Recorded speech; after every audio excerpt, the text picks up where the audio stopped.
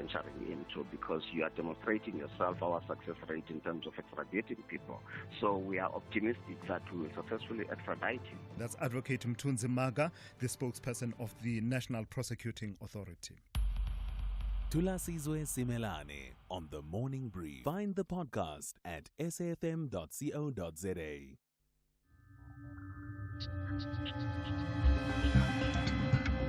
The National Pulse with Ashraf Garda on SAFM. You're listening to the National Pulse, weekdays 3 to 6 p.m. You know, it's such an interesting thing this morning. Like when I say this morning, I mean like early this morning. You've woken up, or you're laying in bed, and you get the news via social media and maybe listening even to SAFM that there are protests at Diepkloof, and you just know that it's bound to, whatever the merits of the protest, it's bound to have an effect on people getting to work. And you just know people are going to be late, and you just know they're going to have to reschedule all their plans. And then you find out later, yes, they were much later, and yes, the protest became, by its nature, going out of hand. And yes, sadly, 2 people have died. And yes, a truck was looted. And all that, as I thought about it, is such a normal thing when it happens to protests, about people taking the risks and dying, and then people, a degree of theft that takes place. But at the core of it all is the deep frustration of people who believe that their service delivery is a non-starter. And they say, as they often do, there's only one way they can make their voices heard, and that is to protest. And the protest must take the form of barricading roads that will actually block off transport. It's the only way the municipalities or local councils will actually hear you. Well, I wonder, I think they're largely right. Yet, when it affects you, you'll say, oh man, that's going to really affect me. But largely, if you find that these protests do not take to the street, the protesters, there's a good chance that it'll simply be an email type of protest, and nobody will hear you, isn't it? So can you think of a more effective, better way than protesting, than actually taking to the streets to get your voices heard? Think about that. That's my point. My name's Ashraf Garda, and welcome to the show. Welcome to the National Pulse. For the first day of what I think will be a momentous week. Not just the fact that South Africa is doing so well on the sporting field, it's been well celebrated all throughout, last night and this morning, but also the fact that we have the budget finally that should be adopted on Wednesday, and you do know that President Ramaphosa and his colleagues should be arriving in the USA sometime today for that entire week, but significantly that meetup, which is very much like a cup final or maybe two people who are wrestling it out. I'm talking about Wednesday with Donald Trump, right?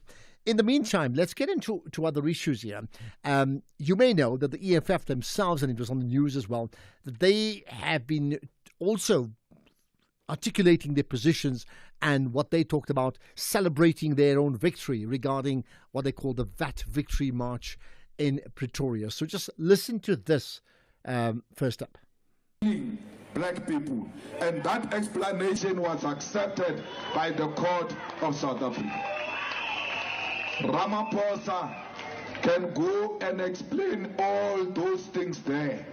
No one will listen to him. Mandela tried to tell George Bush there are no weapons of mass destruction in Iraq. Thabo Mbeki tried to convince the leadership of America that there are no weapons of mass destruction. South Africa even released special envoys to Iraq to go and check those weapons of mass destruction. There was nothing. They told America, brought all manner of evidence. America never listened to them. They went ahead and went to flatten Iraq. As we speak up today about Iraq, it's a former country destroyed on lies. After they killed those people in Iraq, they can't show you a single weapon of mass destruction. So you will never convince them. We must just pursue the revolution, and when the enemy speaks, you know that you are hitting the nerve. Our problem started at FNB when they saw thousands and thousands of people at FNB supporting the revolution. That's when they realized these people are not kids, these people are serious, these people know what they want. That's why they came out in their numbers. Akere le ba rowe le ba botšiše potšišo fela gore na why Nelson Mandela Foundation e khomotše batho ba nyaka go re bolaya, because Mandela has got a good name. Why are they not using Mandela's name and get a delegation to go to America and try to make sense? Why can't they oppose the lies of AfriForum? What an interesting point. It's this VAT victory celebration, but also extending to many other things. As you've heard, lots of reference made about what happened in Iraq and these weapons of mass destruction where none were found. And then making the point at the very end, why not oppose the lies of AfriForum? That is, according to the Julius Malema, the CIC, Commander-in-Chief of the Economic Freedom Fighters, right? So, Sibatla Mota has been covering the story, the SABC News reporter in Pretoria. It's been a busy day for you, I know. I appreciate your time, Sibatla. Thanks for joining us. For listeners. Thank you. So, perhaps let's start with this. Give us an overview of what you saw and what has happened today with regard to the EFF and their VAT victory protest. Oh, definitely. I mean, the protest, or the march rather, began at the Union Buildings lawns, where it was running behind schedule. But eventually, when the EFF leader Julius Malema arrived, scores of his supporters followed him to the Treasury. I mean, they calling the march a VAT victory march. As you know that the Western Cape High Court has reversed Parliament's proposal to increase VAT by 0.5 percentage points. So essentially, this is a victory which they are celebrating, saying that they were actually at the forefront of the entire thing. They've rejected it and have been adamant that the fact that Parliament's fiscal policy framework has been unlawful, and they have been, the court has even justified their argument, saying that this decision to increase the VAT by 0.5 percentage points was quite unlawful and had to be set aside.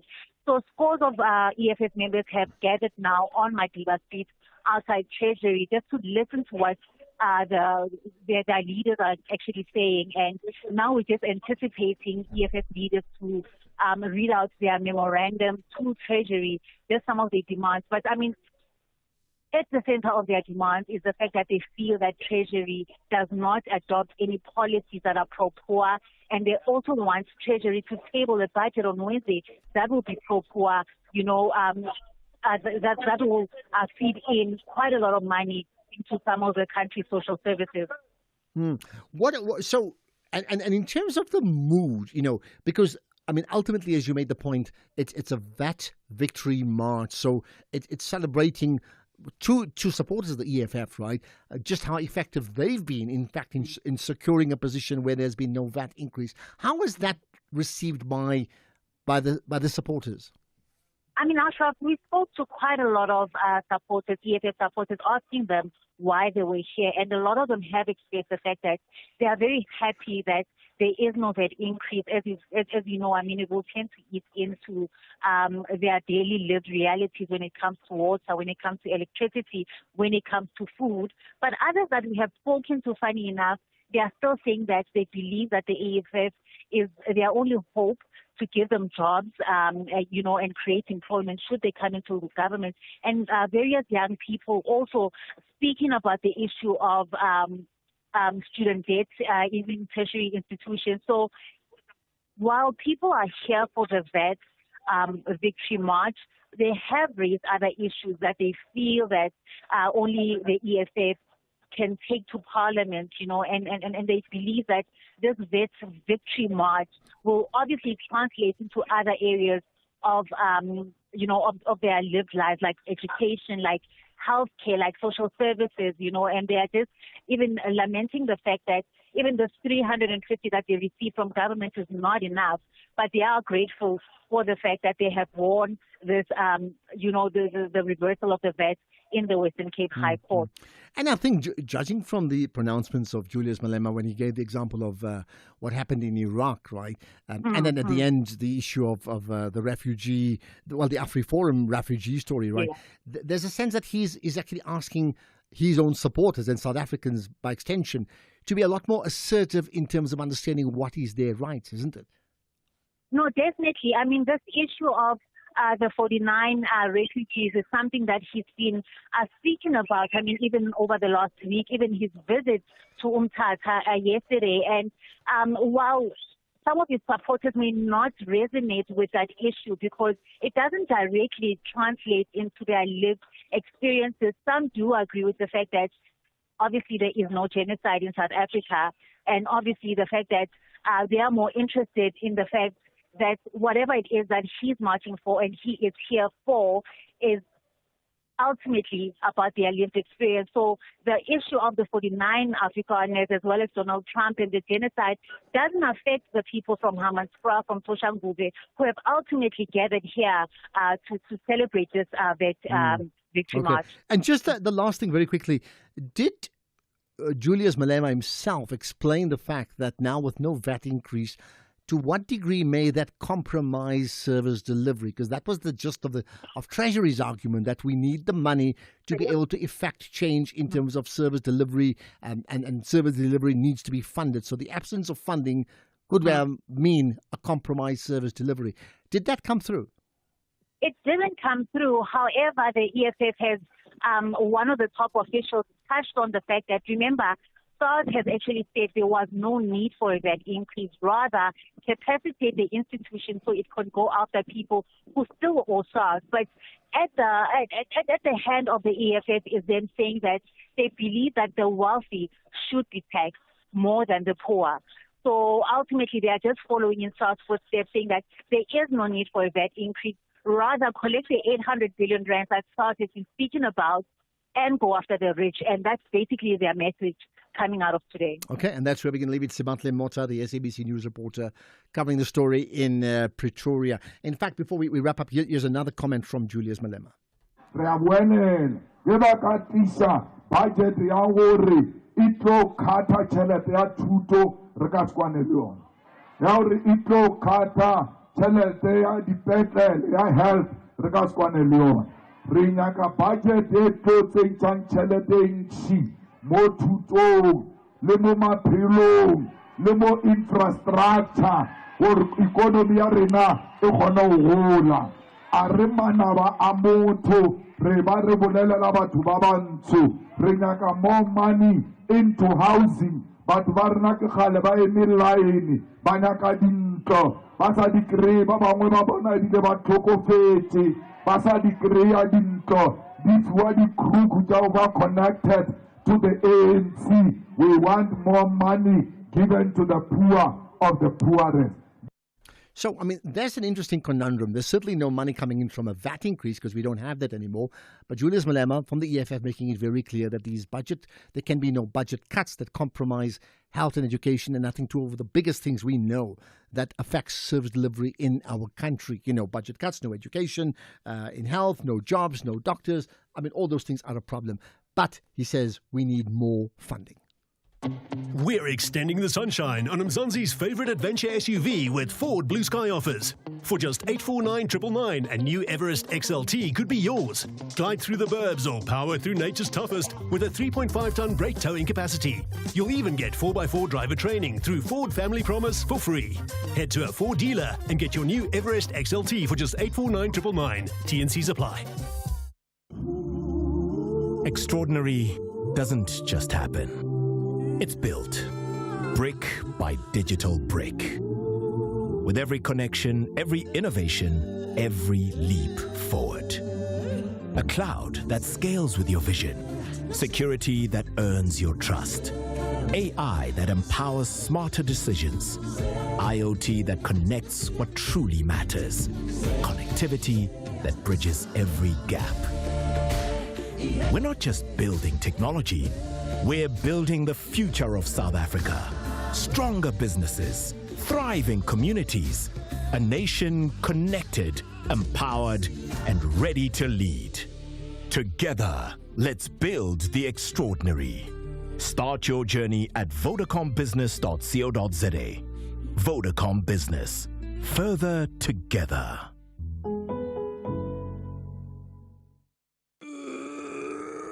Honey, what are you doing? I'm stretching for tonight. I thought you're not dancing at bachelorette parties anymore. Baby, we need the money to put Johnny through matriek mos. And what's the police uniform for? The clients feel safer when I wear it. No, man, just sell your bucky to We Buy Cars. They give the best prices and they pay you within minutes. Okay, but can I just go and dance one more time, please? You know how much I love it. No, the buyer's already on his way here. Wow, okay. Strapped for cash? Just sell your vehicle to We Buy Cars. The easiest way to sell your car by far.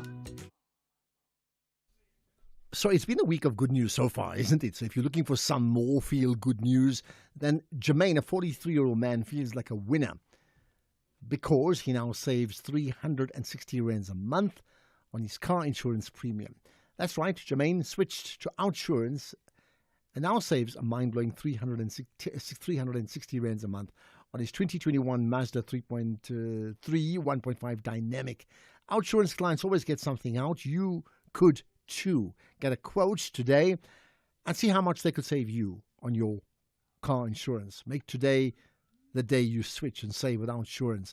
SMS out to 30754. That's out to 30754.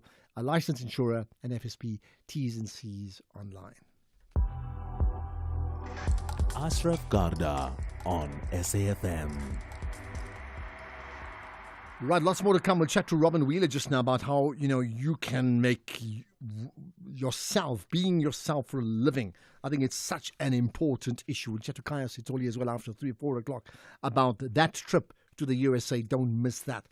In the meantime, the Minister of Employment and Labour, that's Nomakosazana Meth, announced that the UIF, or Unemployment Insurance Fund, listen to this, will inject 381 million rands into the South African Post Office. I should say the beleaguered South African Post Office. The minister released this statement. 381 million rand lifeline. Minister of Employment and Labour secures strategic partnership to safeguard jobs and rebuild the South African Post Office. 18 May 2025. The Minister of Employment and Labour, Ms. Nomakosazana Meth, formally announces the implementation of the signed agreement between the South African Post Office and the Unemployment Insurance Fund, aimed at preserving nearly 6,000 jobs and supporting the revitalization of one of the country's most critical state-owned entities. Through the Temporary Employer-Employee Relief Scheme, TERS, the UIF will inject over 381 million into SAPO over a 6-month period. This intervention is designed to provide immediate financial relief to 5,956 employees while enabling SAPO to implement a sustainable turnaround strategy. The Unemployment Insurance Fund and the South African Post Office have formally entered into a memorandum of agreement marking the establishment of the strategic partnership between the two entities. This is a bold and necessary step to protect workers and restore confidence in our public institutions, said Minister Meth. The TERS program is not just a financial mechanism, it is a strategic tool to stabilize employment, support economic recovery, and ensure that no worker is left behind. The minister emphasized that the funding will be disbursed in monthly tranches through a dedicated TERS bank account with strict governance, auditing, and compliance measures in place. SAPO is required to submit regular reports, maintain transparent accounting records, and implement a detailed turnaround strategy as a condition for the funding.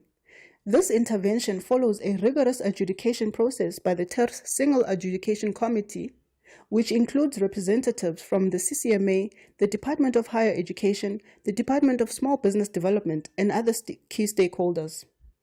The minister reaffirmed government's commitment to working with all social partners to drive inclusive economic growth and protect the dignity of workers across the country. Ends. Right. What do you make of that? I mean, the post office has been I mean, sadly, there's no nice way to say it. It's been a disaster, hasn't it? So it needs bailout. And, one of the biggest problems that we often have is that when it comes to state-owned enterprises or types like that, to what degree can or should government bail out all of the time when they are unable to operate effectively or efficiently? So here's another example of that, right? Okay, let's get to your thoughts on some of the biggest issues that we've already covered here so far on the National Pulse. Good afternoon, Ashraf. Hope you're well. I'd just like to ask a question. Where was Julius Malema's concern for the poor when he defrauded SARS of all those millions of rands? I wonder if the EFF beneficiaries of VBS Bank actually paid VAT over, or did they pay tax over, or whatever the case may be. And does he tell his people that the wealthy do pay more tax than the poor, because Rupert and all of these guys pay 45% of everything they earn over to SARS? It's Mark here. Well, Mark has made his point. Some may say, Mark, I hear you, but what are the degrees of convictions? But I think overall, I get what you're trying to say. The fact is that South Africa, amongst our politicians, and they cut across so many of the political parties, there are so many contradictions. So I hear you. Here's another on, here's another one on Malema. Good afternoon, Ashraf and the SFM listeners. People like Julius Malema, or let me say politicians like Julius Malema, they just make statements that appeal to the public. For example, if he says that he needs the budget that will support the poor of the poorest, but then he says they mustn't increase VAT. If you were to ask him, where do you think the government should get the money to provide for the poor if there is no VAT hike and all the stuff? He won't tell you. He will only tell you that there is a lot of corruption and all the stuff. He knows that it's not easy to rip off this corruption issue. So he must also tell us what the government should do in order to get a lot of money that will service the poor. He mustn't just tell us that they don't like what the government is trying to say. Okay, well, I mean, I've certainly heard that before, that not just Malema, but so many politicians. I mean, you could hear the last 2 weeks or so, the levels of each of the political parties. I'm talking about the issue about that, the issue of the seaters, how the different parties all jumped on the bandwagon, right? Here's another. Ashraf, it's nice to talk when you're outside the government, because you can talk as much as you want. You don't care what happened, the budget. Look, Malema has been saying the military must be equipped. It must get more fund. Not long he was saying the police to fight crime. Now it's health, it's education. Where should it be cut? Because Malema is a proponent of land reform, which means more land must be expropriated, or it must also be, land restitution must be settled quickly and fast, which means it's a lot of money. So where should it cut? He must tell exactly where it should be cut by how much in order to be given somewhere else. It's not easy to be in government. It's nice to speak in the periphery and outside. Gore.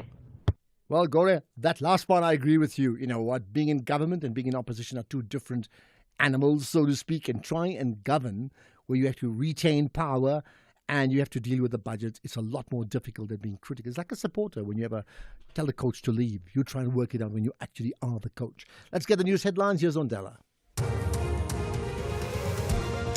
Thank you, Ashraf. On the news headlines there, South African Post Office and the Unemployment Insurance Fund have signed an agreement. Employment and Labour Nomakosazana Meth says under the agreement, the UIF will inject 381 million rand into SAPO.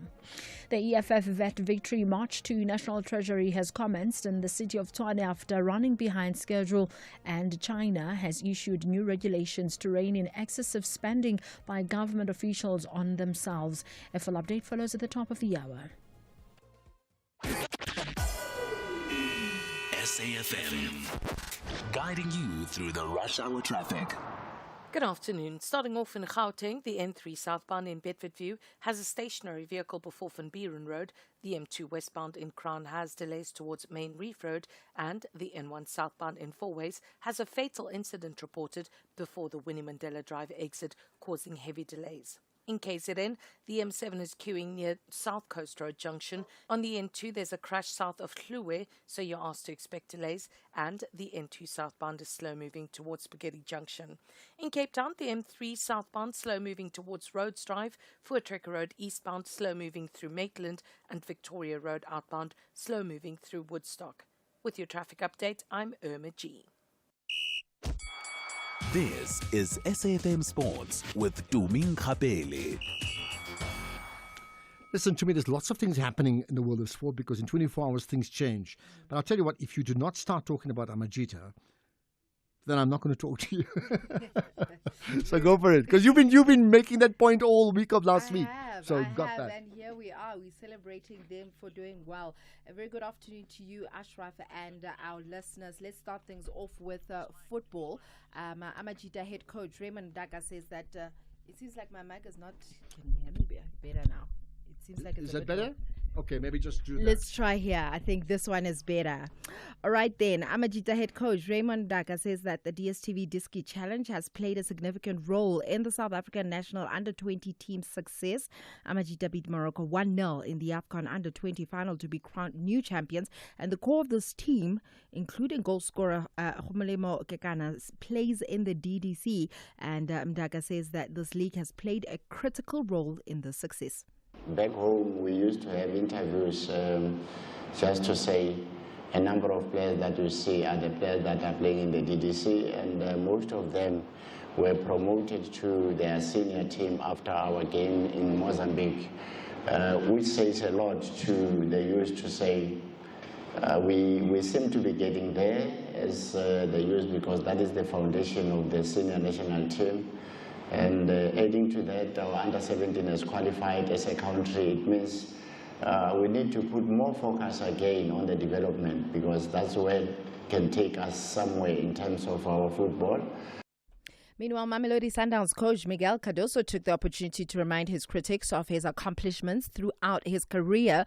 After the Tshwane Giants were officially crowned champions, the Portuguese manager took over at Clodagh in December, 6 matches into the Betway Premiership campaign following the dismissal of Manqoba Mngqithi. With all the respect by the media, by the fans, by the people, I don't need external validation. I don't live from that. I live from other things. So people saying or having doubts on me never was a problem for me. Just for you to understand how people were mistaken regarding many things, and at least they were not really attentive to myself or where I came from. Today I opened my Instagram and it made 16 years. I played the Europa League final as assistant coach, Braga Porto in Dublin, 16 years ago. So there's a long way until Miguel Cardoso arrived in Sundowns. Elsewhere, Tottenham will play in South Korea as part of their pre-season plans, having already committed to a friendly against rivals Arsenal in Hong Kong. The London club, who face Manchester United this Wednesday in Bilbao in the Europa League final, are captained by South Korea's skipper Son Heung-min. It will be Tottenham's 5th trip to South Korea, and they will play in the 2025 Kopang Play Series. And the club said that it will release fixture information in due course. Then in rugby, Stormers speedster Sleiman Hatzenberg hopes to continue inspiring children at Manenberg as he marked his 50th Stormers appearance in a 34-24 victory over Cardiff in the United Rugby Championship. Manenberg, a Cape Flats community more often associated with hardship, gangsterism and poverty, is where Hatzenberg's story began. I grew up in Manenberg. Obviously, it's not the greatest there. It's gangsterism and all the other bad stuff, but I think for me, being a part of the Stormers and like going through Bishop's kind of give a bit of hope to those kids in Manenberg as well. Like to see that there's someone in that field, in that place that used to come from that background and kind of aspire to greater heights. I think that's amazing, and that's what ultimately we need in the community. And I think I'm one of many to come from those communities and be a stature like that. And hopefully I can just carry on and bring hope to the kids from Manenberg, and not just Manenberg, all over. And I think that's a massive thing for us as rugby players as well. Like, I'm speaking about myself now, coming from that, but there's so many other guys that's doing this exact same thing. In Athletics South Africa President James Moloi says that his work at the helm of the Federation is far from over, with less than 2 weeks to go until the Athletics South Africa elections. The new ASA board will be elected on the 31st of May, with Moloi facing competition for the presidency from his predecessor Alex Kwasana, current Deputy President Shireen Noble, as well as Harold Adams and John Matane. Confident of securing a second term, Moloi has called on voters to carefully consider his track record since taking office 4 years ago. And then before I go, I must announce my MVP of the weekend, Ashraf, and it has to be 18-year-old Fletcher Lowe. He actually won Best Goalkeeper of the Under-20 AFCON. He's Amajita's goalkeeper. He ended the tournament with the highest number of saves at 24. He kept a clean sheet yesterday, also assisted with the winning goal in the final. He's based in Portugal, however, has an SA citizenship. So I'm hoping that one day soon we'll see him playing for Bafana Bafana. But that's why there's been such a call. Say, please cap him. Yeah. Because if you play at age level, you can still switch to another country, True. right? It's like, please cap him for South Africa, so he's done. He's done so well. Super proud of him and the team as a whole. With that said, I'll have more in at the next hour.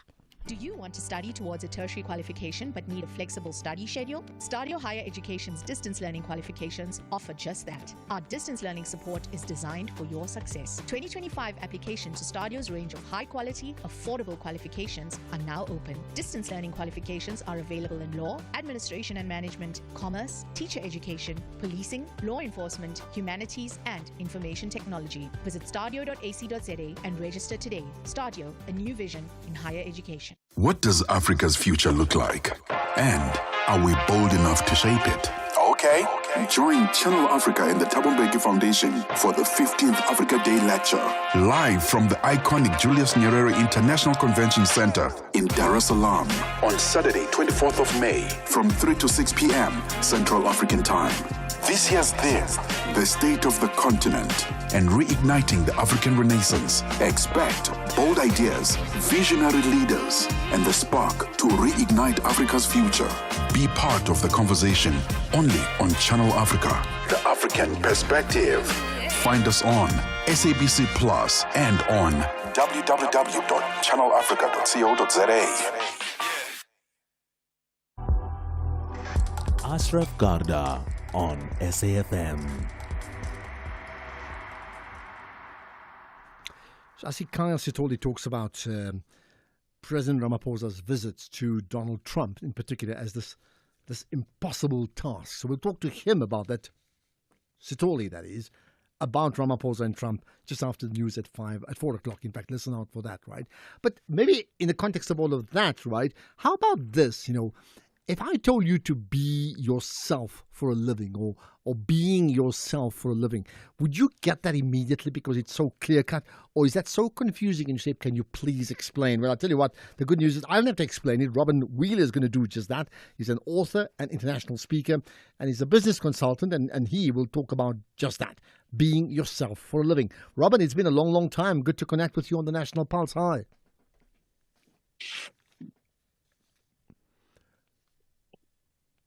Robin, do I have you there? Yeah. Ashraf. Yeah. Good to see you. It's been a while. I know, far too long, right? Okay, so you got this responsibility of explaining to us how we should be being ourselves for a living. What do you mean? Well, I've been explaining that for 30 years now, so I should be fine. I set out 30 years ago to be myself for a living, to live on a level of more meaning, more purpose, more creativity, more enterprise. I had a background in psychology and corporate human resources, so I had the sense of knowing the self, the kind of spiritual inner journey through the psychology, and then knowing the world of work and the future of performance and business and corporate life. And I realized that even though I was doing well on the level of in my head, my heart and soul needed more, and I set out to live with the sort of the inner myth, the dream that I'd always had in me, to bring it to bear. And I realized that's where the world was heading. And I've spent the last 30 years helping people do the same. Okay, so it's interesting because besides your own self, there are many people listening right now who, no matter what they're doing, whether they're working in a corporate setup or even something like a talk radio station like myself or somebody else, there's always a case of ifs, buts, whats, what do I do next, isn't it? And I gather you've got a pathway for them, for solutions, right? Yeah, look, sometimes life pushes you through that barrier and circumstance makes the decision for you. And maybe an early retirement or some sort of change brings it on. The important thing for me over the years has been to help people understand it's an existential shift. It's not about whether you work for yourself or work for someone else. Obviously, the trend is towards people working for themselves more and almost being like a multipreneur where you have different 3 or 4 or 5 different endeavors that all fit together into your brand. And for people who do leave the corporate world, which is a massive step, that's the direction to go in. But for people in jobs and in the corporate world, it's essentially the same. It's about knowing yourself, understanding who you are, what you're good at, what your purpose is, and then how it aligns with the business you're part of, but then the industry that you serve, and ultimately the country that you're part of and the changing world. And it's that sense of connection, of meaning, and an awakening of consciousness, and as I said, enterprise and innovation that characterizes this shift into being yourself for a living. And I help people do that in companies as much as out in the free market. But I mean, the key part that you said in terms of what you do, your expertise is, and I'm quoting you because you wrote a piece about it in the Sunday Times, I found my way and I live it. So how do you find your way when you don't know how to find your way? Isn't that the most fundamental issue we all grapple with? Absolutely. I mean, I say to people, being yourself, in my byline of being yourself for a living, that's what Aristotle said and Shakespeare said and Buddha said, and all the great teachers over time have said, to thine own self be true. So on one level, it's elemental, because if you look at a small child, they're being themselves. On the other hand, it is the pinnacle of human endeavor. And then you add for a living to that, and it goes up another notch. So it's about starting where you're at, and sometimes that's a precipitating crisis. It can also be a flash of inspiration. In companies, it's about deciding, okay, we're going to up our game here and really gear ourselves for growth and for the future, and doing it deliberately and stepping into it. And then it's about going on a journey. It sounds like a bit of a cliche, but an inner journey into who we are and an outer journey of how we bring that to bear through the service that we're providing, and that journey of growth. So it's a state, it's a heightened state of being. Mm-hmm. I mean, can I say that when we talk about, being yourself, that most people will say, and I'm probably repeating what I said in a different way to early on, that they would ask you like, okay, so what's the practical steps I need to take to be myself? Because simply saying be myself, I really don't know. I'm struggling with 50 things. So is there an exercise, an internal exercise that you can test yourself to understand who you are and then make that call to say, how can you be yourself for a living? Sure. So, I mean, the one implication there would be some solitude, some time on your own, time outside of conversation, time outside of society and job, to really be in tune with who you are and hear your inner voice, and then to do things like journaling. Sometimes first thing in the morning is the best time, and that actually gets your writing skills going as well, which is also part of being yourself for a living, because writing and communication are so key to your brand. But that silent time, that quiet time, and an intimate relationship with yourself, equally then would be to start applying your skills as you have them in a more deliberate way. So what are you good at? You could actually take some time and brainstorm. What am I good at? And just write it all down in a free-form way. Let it be fun. Let it be creative. Let it be light. What do I love? What do I really enjoy doing? What do people get from me? That's often where you maybe would ask people close to you. In companies, they do these 360-degree assessments where everyone gives everyone else feedback. So you get a sense of yourself and what people get from you, because often that's something that goes unspoken. But as you become more conscious of your brand and more deliberate about being of service through it, It's good to know what other people get from you so that you can work with it. So, and then what you want, what you really want, what's your vision for the world, not just what your system has told you, your society around you, but as an entrepreneurially empowered person, what's your impassioned vision? And that picture starts to come together. When you look at the outside world and what it needs, those things align, and then there's a higher level of inspiration that kicks in. Because one of the points you made earlier on about aligning, and I'm quoting you from your piece in the Sunday Times, aligning the fulfillment of your potential with what the planet needs. Now, interesting you say that, because I often, through the projects that I'm involved in, we often talk about aligning your personal purpose to the national purpose, right? So I suppose that's right. In essence, it means the same thing. How many people do that? Like, are you able to put a figure to say, is it 5%, 50% of the country at any given time? Well, I'd say it depends on your perspective. If you're an optimist, you could find it everywhere. If you're a pessimist, you could easily talk yourself out of it and see the world in a very different way. But I mean, I'll just refer to a briefing I had with a client recently, a financial services company, and doing a project with them, because by being myself for a living, I've developed it into this pretty profound process where I integrate everything that I do into helping customers, clients, individuals and companies operate at this higher level. And we were sitting discussing this on a first meeting, and I said to the guy, the director there, I can do this with anybody, anywhere, anytime. Like when the waiter comes back, within 10 seconds I'll have it. And the waiter didn't return, one of the manageresses did. And in seamless form, I got her talking about being herself for a living, and she was Portuguese, and that's why she works at the bakery, and her grandfather really approves of it because of the pastéis de nata. And I had this whole spirited conversation going. So everyone's really got it going on inside them. Everyone has the inner myth. Everyone has the potential and the need to grow. It's just about shifting into that conversation and getting that conversation going, and then orchestrating it for a collective outcome. So are you saying that when you actually go out for coffee at a restaurant or a bakery or whatever, inevitably you're doing this sort of soft interview that actually sparks off an internal thought process amongst people? Well, that's true. That's the second insight. I mean, in that instance there, I was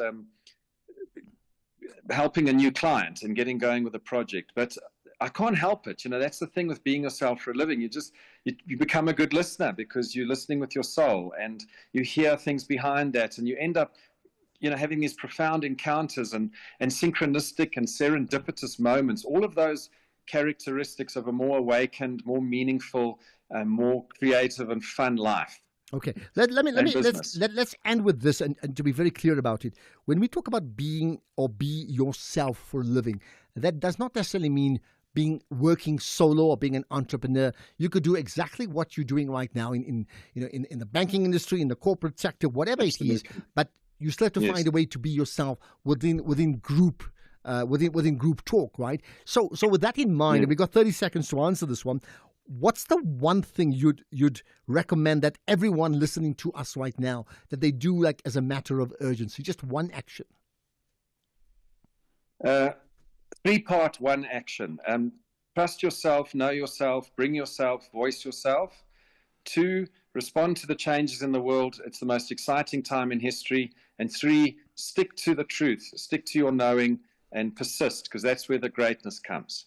Okay, tell you what, I'm going to try and be myself for a living. Let's see if I succeed on that. Robin Wheeler, you certainly have sparked off a consciousness, I think certainly with me, and by extension, I would think the entire community that makes up the National Pulse. So much appreciate your time, and thanks for joining us here on the show. There we are. Lots to consider from that conversation, don't you think? So let me put this to you, right? Are you yourself for a living? Can you be yourself for a living? How do you be yourself for a living? And practical examples, if you have, please share it with us, because you know we are in a country of people who are grappling with finding solutions, isn't it? You got it?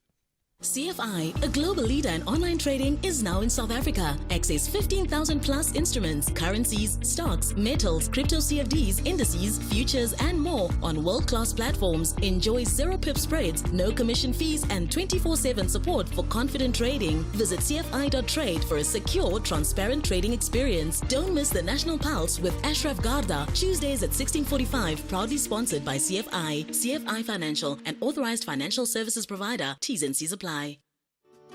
From the shows that bring us laughter to the moments that inspire us, your SABC TV license makes it all possible. Every license paid supports local stories, top talent, and the programs that unite South Africa. Pay your TV license today. Visit tvlic.co.za or your nearest retail outlet. Hashtag your screen, your story. Together, we make it happen. Whether it is a CCMA referral, problems with a mechanic, or unfair blacklisting, Clientele legal plans are affordable, and you receive up to 670,000 rands worth of legal services per year. We cover civil, criminal, and labor-related matters. Our legal team will be your support 24 hours a day. SMS SAFM to 32195. That's SAFM to 32195. Clientele General is an authorized FSP and a licensed non-life insurer. T's and C's online. Standard rates apply. The National Pulse, weekdays, 3 to 6 p.m. Hey, let's get to your calls. Any comments about the Julius Malema, victory, the VAT victory march, and what he said and what he didn't say? And maybe going ahead to the conversation with Khaya Sithole later on, here's something for you, right? If you're in a position of advising the president, Ramaphosa that is, in his conversation with Donald Trump on Wednesday, and you get a chance just to give him one bit of advice, like seriously constructive advice that will see South Africa off in a better light. That means be able to get something more for our country than what we have now. What would that one advice be? I'm really interested to know. Thabo in Kroonstad. Go for it, Thabo. Hi. Yes, Ashraf, I just want to deviate a little bit about the situation because President Ramaphosa is a lawyer. I trust he will know. He know already. As we are guessing to say what he's going to do, his status is a lawyer. We will see that. But what I wanted to say, Odela Mbana this afternoon, he deliberated a case suspended for September of Phala, the money stuffed on the sofa, hiding there, Emmanuel and two siblings. The case is postponed now. What I want to say, somebody who steals something is being stolen. That person is not guilty. That is my main focus point. Those people steal the money which has been stuffed on the sofa. Now they are not going to be found guilty because it's still a stolen item. That I wanted to weigh in Ashraf. Okay, got that. I mean, it's been a very, very complicated story, and you're right. Many people are like saying, "Come on, man, we've botched this completely." Let's see how that plays out because he's currently out of the country, ironically, right? Thabo in Kroonstad. Lee in Joburg wants to talk about being yourself. Hi, Lee. Hello, Ashraf. Yes. First of all, I must tell you, I've been really wanting to connect with you because I think you've got the most beautiful energy. So this is a privilege for me. You're very kind. Thank you. Now, I've got a different take. You see, if you are your authentic self, then you will respect yourself and you will like yourself. But if you have to pertain to be just a people's pleaser, that's the opposite of not being yourself, and that's lame. That's really lame because you want to be accepted by people the way you are. Because otherwise, what's it all about? There's a lovely saying that says, be yourself, everybody else is taken. Well, I hear you. Maybe the truth is somewhere in between. If you're being yourself and you absolute, it's like saying, I'll do what I want. I don't care about anybody else. That's the one extreme. The other one is your complete people pleaser, which is also like it's all brakes, no accelerator, because you can't be yourself. Maybe the common sense is to be both. Somewhere in between. And I'm fine personally, right?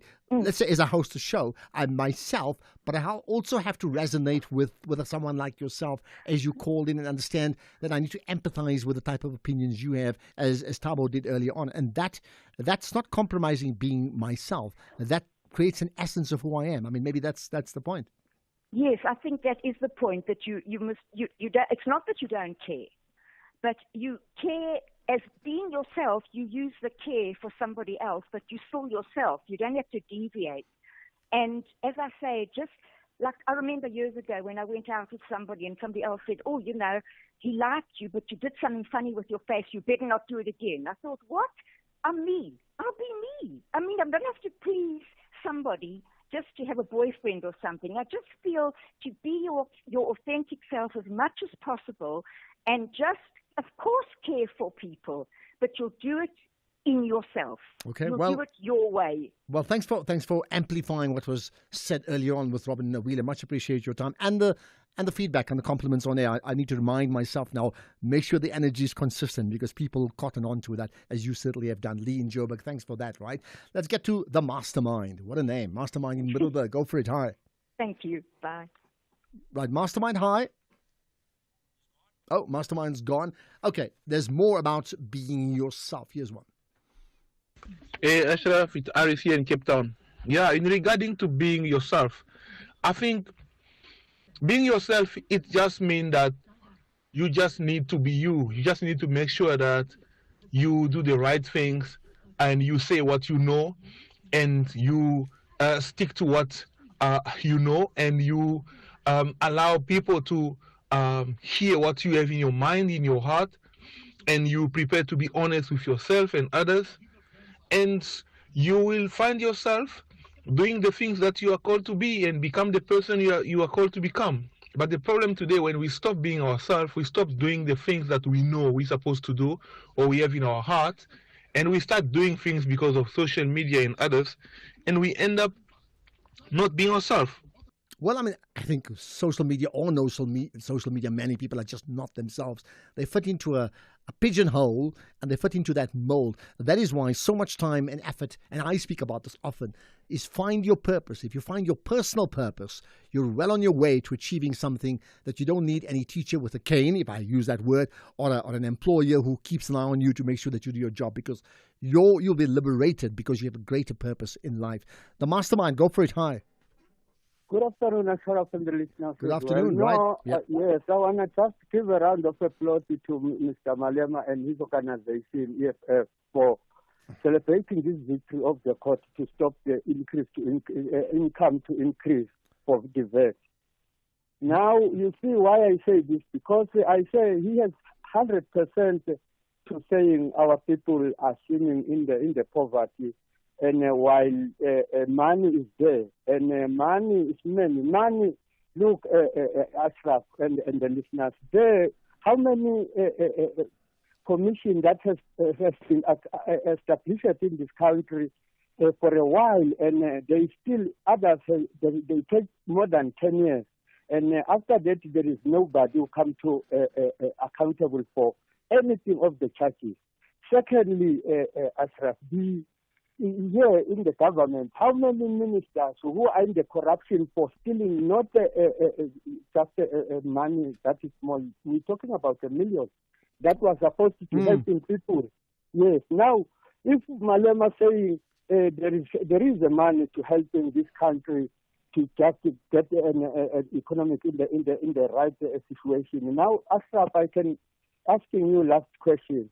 Very quickly, we're on to news time. Yes, many times you make a parable for a football. Now, you see, if coach is released from the job, now the assistant, you say he doesn't understand the job. Okay, let's leave it there because I need to get on to news time. Maybe we'll comment on that later on. Thank you for that, the Mastermind, right? Let's get to the news now. Here's Ondela.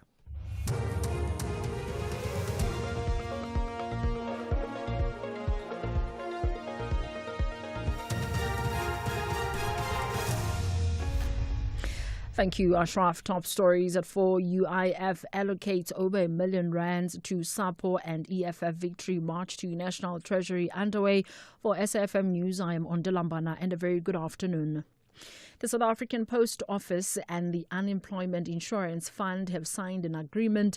Employment and Labour Minister Nomakosazana Math says under the agreement, the UIF will inject 381 million rand into SAPO. The UIF will do this through the Temporary Employer-Employee Relief Scheme over a 6-month period. The aim is to safeguard almost 6,000 jobs and assist with SAPO's revival. The UIF's TRA's coordinator, Rachel Daukobong. This is only for salaries, and we are saying that as we save the post office their payroll funds, the 381 million that they would have ordinarily paid to the employees will be used elsewhere in terms of their turnaround strategy that they have implemented. So the post office will on a monthly basis be measured on the implementation of that turnaround strategy as well, including the verification that the money is paid to the employees. Daukobong also says under the agreement, SAPO is required to submit regular reports on progress on its turnaround strategy and maintain transparent accounting records. On a monthly basis, we will also check in terms of declarations. We verify that the employees are still declared with the UIF and that the payments are being made through the UIF, because of one of the conditions is that you need to indicate that you'll still be responsible for the basic social package of the employees, contributing to the UIF, contributing to the medical aid and pension schemes and all other things that you contribute on behalf of your employees. So that will also be monitored. The EFF Vet Victory March to National Treasury has commenced in the city of Tshwane after running behind schedule. EFF leader Julius Malema and the party's top brass are leading the Victory March following last month's Western Cape High Court outcome, which set aside the 0.5 percentage point increase in VAT. Speaking to party supporters ahead of the march near the lawns of the Union Building, Malema has reiterated his party's stance that government should rather tax the rich. So we are here to make this message very clear. You want money, go and take more money from Rupert, take more money from Oppenheimers, take more money from Patrice Motsepe. All those who are rich, they must pay more because the poor cannot afford. Agri Western Cape says commercial farmers exporting to the USA will be hard hit if the AGOA agreement with America is not renewed. President Cyril Ramaphosa is heading a delegation to the US to discuss, among others, trade and tariff agreements. The African Growth and Opportunity Act grants preferential access to the US market for qualifying exports from South Africa, which includes citrus fruit and wines. The US President Donald Trump's unilateral hiking of tariffs early this year unsettled local citrus and wine farmers. Agri West Cape CEO Yanni Stradom says farmers will have to go back to the drawing board if the agreement is not rekindled. 75% of all agricultural produce exported to the United States are covered under the AGOA agreement. So it's a huge benefit for the agricultural sector. In terms of our opinion regarding the renewal of the agreement, I'm personally of the opinion that given what's going on in the global trade market around the world, I don't think it will be renewed, and we will have to have a plan B. China has issued new regulations to rein in excessive spending by government officials on themselves. The country's faltering economy makes the battle against waste and corruption more urgent. The BBC's Mickey Bristow reports. The rules detail how public money can be spent on items such as travel, buildings and food, banning cigarettes and alcohol at work meals. Tourism disguised as a business trip is forbidden. Waste is shameful, saving is glorious, officials have been told. These rules were an updated version of regulations released when Xi Jinping first became China's top leader more than a decade ago. Their reissue suggests his signature battle against corruption and extravagance has not yet been won. Recapping the top story, the South African Post Office and the Unemployment Insurance Fund have signed an agreement. Employment and Labour Minister Nomakosazana Math says under the agreement, the UIF will inject 381 million rand into SAPO.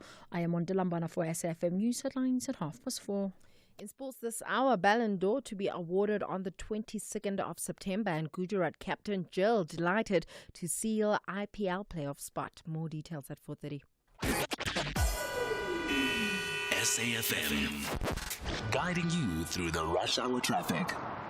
Good afternoon. Starting off in Gauteng, the M1 southbound in central Johannesburg, slow moving towards Crown Interchange, and the N1 southbound in Grasmere has delays approaching the engine services. In KZN, the N2 northbound in Amanzimtoti queuing towards Adams Road exit, and Umgeni Road westbound slow moving through Springfield Park. In Cape Town, the N2 Nelson Mandela Boulevard outbound slow moving towards Hospital Bend, and the N7 southbound in Summer Greens has a stationary vehicle at the N1 highway. With your traffic update, I'm Irma G. Stay safe on the roads. SAFM is with you. Whether it is a CCMA referral, problems with a mechanic, or unfair blacklisting, Clientele legal plans are affordable, and you receive up to 670,000 rands worth of legal services per year. We cover civil, criminal, and labor-related matters. Our legal team will be your support 24 hours a day. SMS SAFM to 32195. That's SAFM to 32195. Clientele General is an authorized FSP and a licensed non-life insurer. T's and C's online. Standard rates apply. Ultimate Value is opening an account with 34 benefits while getting her a treat. Ultimate Success is getting her the ballet shoes that you promised. With a 2,000 Rand balance booster, Ultimate Goals is living life on your own terms with a credit card with 0 monthly fees. Absa Ultimate Banking is about having it all in one account for 98 Rand per month. Apply online now. Your story matters. Absa, subject to affordability and scoring. T's and C's apply. Absa is an authorized FSP and a registered credit provider. Join us this Tuesday evening at 7:30 for the latest series of SAFTA award-winning reality show, The Tastemaster SA. Today's theme is all about bread. I love making bread. I am shaking my boots. What a bitch. We got this, we got this. Oh, that didn't sound convincing. I'm feeling a little stressed. I'm not going to mess this one up. That's The Tastemaster SA. Tuesdays at 7:30, repeats Sundays at 4. Only on SABC2.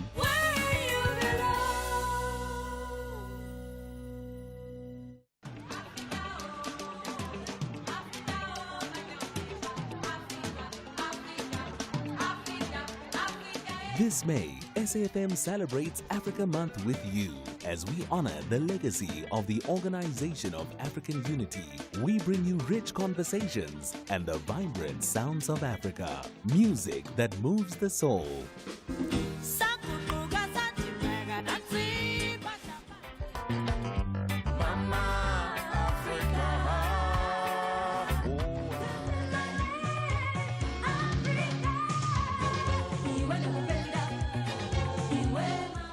This is SAFM. The National Pulse with Ashraf Garda on SAFM. You're listening to the National Pulse, weekdays 3 to 6 p.m.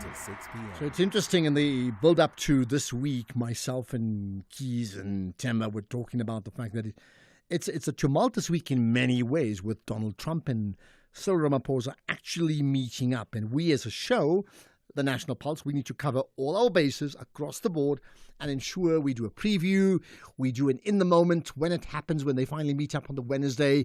Then we do a review and there's analysis and further analysis and dissecting it and trying to fully understand what exactly is going on. Because there's no question, whichever way you want to slice it or dice it, these are two people who are going to scrum at each other. And if you think of a rugby scrum, that image, right, of all power and some tact and strategy, but ultimately it is about trying to get what's best for your team. And how will they do that, right?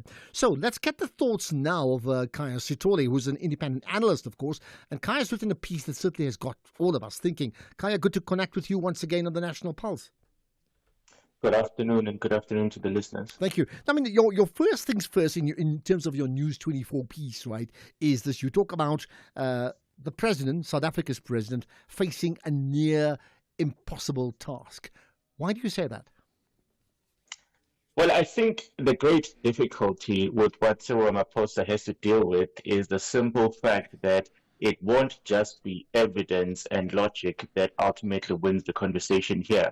He basically has to say, in addition to the evidence in front of us, which obviously disproves everything that Trump believes, what else can he then say in order to persuade him to change his mind? And I think we've seen in the past few months that simply saying what the facts are doesn't seem to get the type of change or the type of reaction that we expect to see from the White House these days. So President Ramaphosa cannot simply walk in there and say, well, I'm just going to outline the facts and hope that everything works well.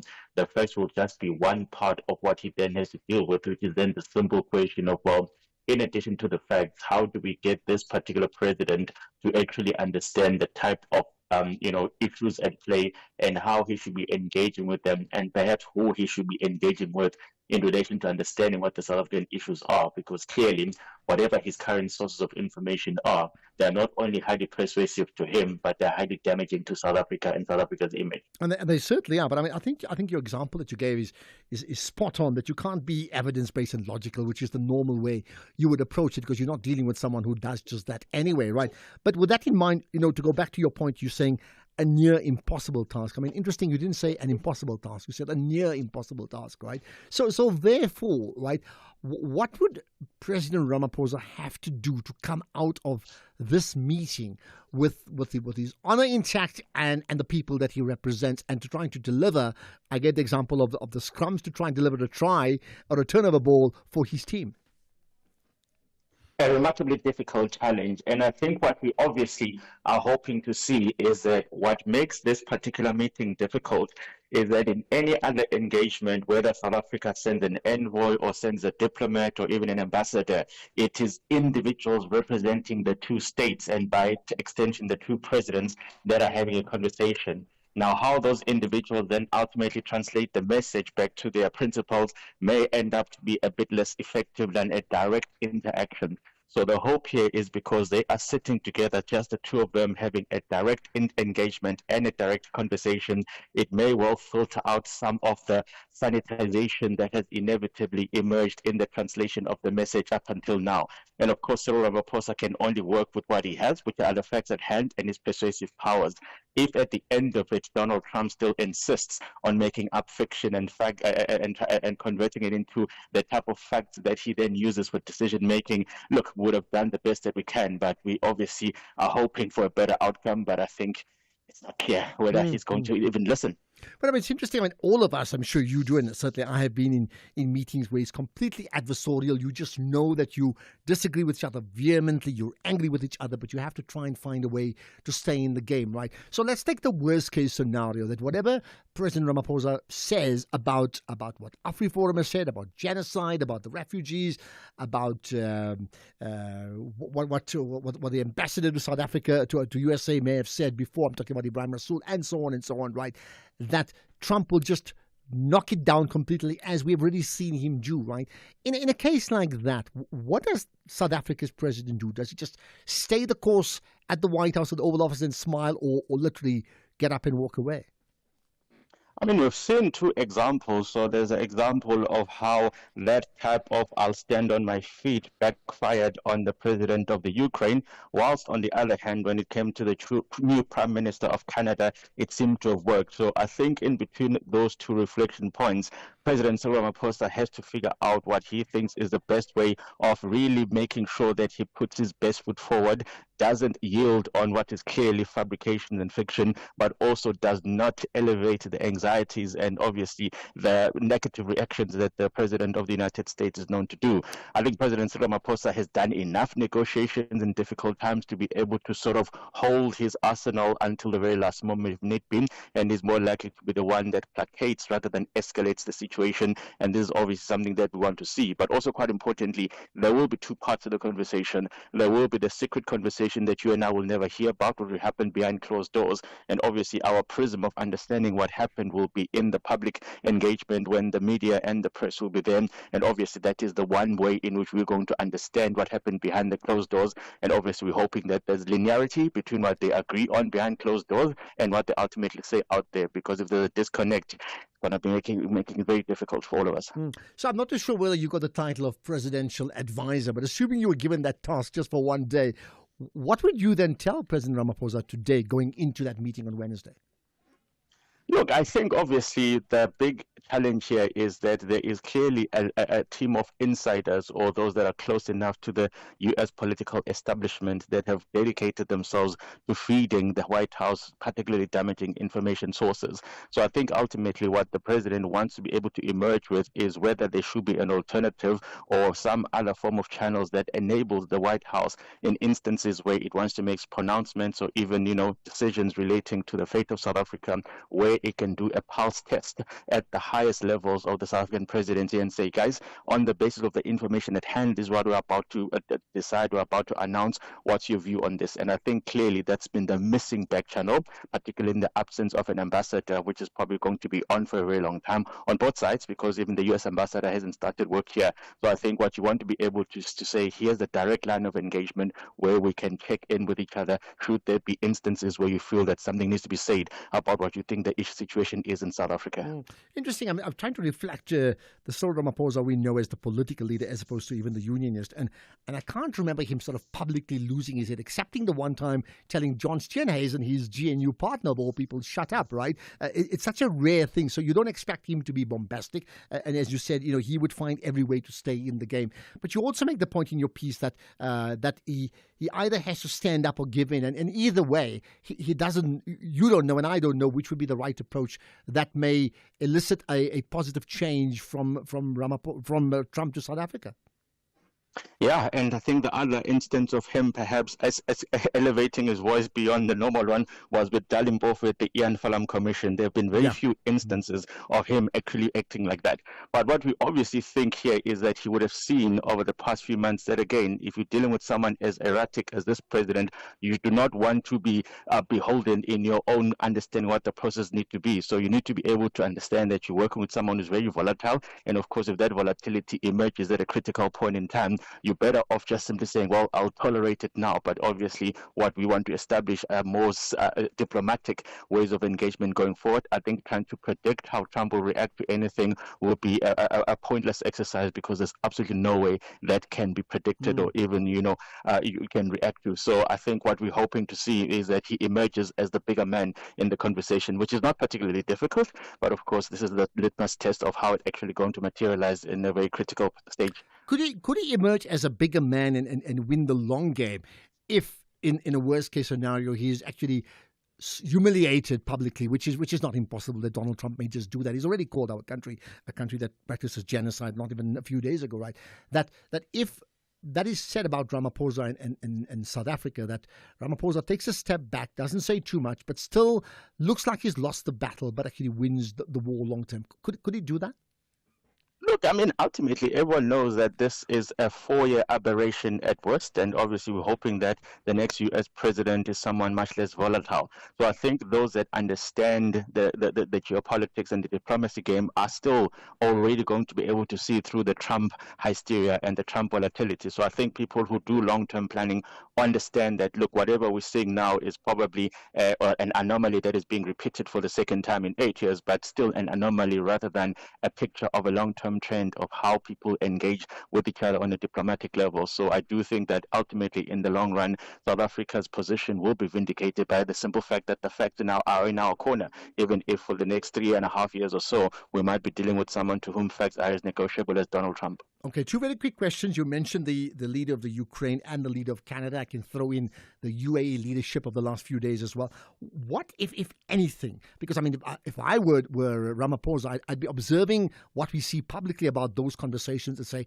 this is what you can learn. What can he learn from that and take that into the private meeting and the public meeting? The difficult part about those conversations that you mentioned is that there was a transactional aspect to them, which could have obviously been leveraged in order to move Donald Trump closer to logic rather than away from the fact and fiction that he's been, championing.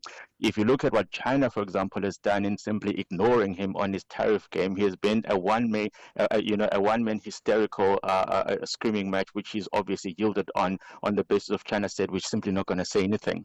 But in this particular particular case for South Africa, I don't think we have a very strong transactional arsenal or instruments that we can put on the table to say that, look, we are going to negotiate this or we're going to do this differently, because we probably just don't have the same economic instruments that those other countries had in order to be able to get the US president to start thinking differently. And I think obviously the Middle East was a bad example because, they are as transactional as he is, so you would have seen a meeting of the minds there. But South Africa's problem statement here is that, again, this is not a question of our trade patterns being a problem.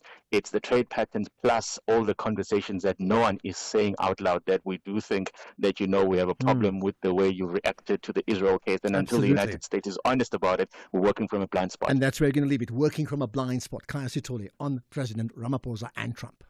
TUT ladies are on a humongous mission to play their hearts out. But Masandawana ladies believe they are unstoppable. This is the Hollywood Bet Super League. Do not miss out on the glittering action of Mzansi's women's football. TUT Ladies FC versus Mamelodi Sundowns Ladies FC on Sunday 25 May at 2:30 p.m. Streaming live on SABC Plus, SABC One and SABC Sport on DTT Channel 4. Proudly brought to you by SABC Sport. For the love of the game. The Market Update, Monday to Thursday, 6 to 7 p.m. Want to stay ahead of the financial game? Join us tonight from 6 to 7 p.m. for an insightful journey through the day's market developments, financial updates, and investment news. Tune in for your daily dose of financial intelligence as we navigate the twists and turns of the financial landscape with expert insights. Only on the SAFM Market Update. SAFM Market Update with Jimmy Muyaha.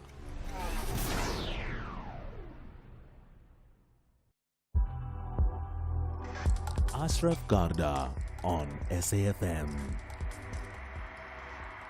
So I wonder, and let me put this challenge out to you, right? What for you, in this very complicated scrumming of Ramaphosa and Donald Trump on Wednesday, what for you would emerge for Ramaphosa as the big win? In a very complicated challenge, right? What would that be? I just wonder. Let me know. I'll take your calls. I'll take your WhatsApps. You can tweet right away using the hashtag #TheNationalPulse. And then to call in live, we'll take just now 086 000 2032. And then WhatsApp, 30 seconds if you're sending out a voice note. And that number is 0614 104 107. Or you can text as well. So different ways that I can get a sense of your pulse, okay? But let's get to another important issue that's developing certainly in our country. The Cooperative Governance and Traditional Affairs Minister, Velinkosi Hlabisa, has officially launched the review of the white paper on local government. According to him, this review is aimed at building a modern and effective local government system. So let's find out what that really means in practice with the Minister of Cooperative Governance and Traditional Affairs, Minister Hlabisa. Appreciate your time and thanks for connecting on the National Pulse. Thank you very much, and good afternoon to you as well as the listeners of the radio station. Okay. I would think that everybody listening to you and they're looking at complicated names like white paper and local government, all they'd be most interested in is what does it mean to them? So what does it mean to all of us? The current system and the design of the local government is constituted on the basis of a white paper on local government, which was designed in 1998, which is 27 years ago. This design is no longer relevant now. If I can make an example, one of the key factors is a funding model of the local government system. The local government white paper says the municipalities are going to collect 90% of their revenue and the governments will only come with 10%.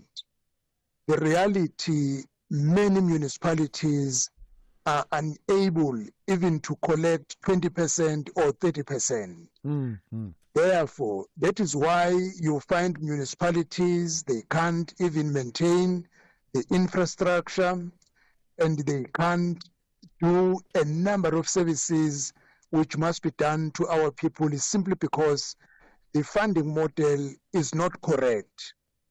Especially municipalities in the previously disadvantaged areas I'm not talking about Tshwane, COJ, because Ekurhuleni, those are big municipalities with a good revenue to collect from. In areas where the majority of people are unemployed and they can't collect any rates from the people, it's a problem. Yeah. And also, what is a problem in terms of the white paper of 1998? Some of the municipalities, structurally, they were designed in terms of boundaries. They are not viable to exist as municipalities that are fit for purpose.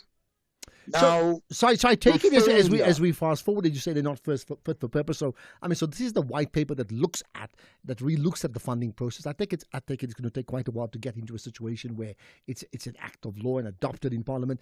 But do I take it there's already a commitment, not just from yourself as the minister, but certainly sufficient consensus in Parliament that at this point in time, local government funding as it stands now is just not workable and needs massive reform?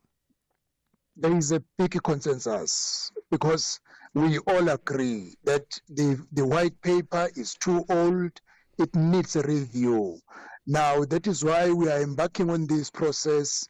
It was a broad presence of political parties, all political parties in Parliament, stakeholders, civil society, business sectors, labor sector, and we all speak in one voice that there must be a review in the system of our local government. And this process is still going to be a consultation as we launched it today.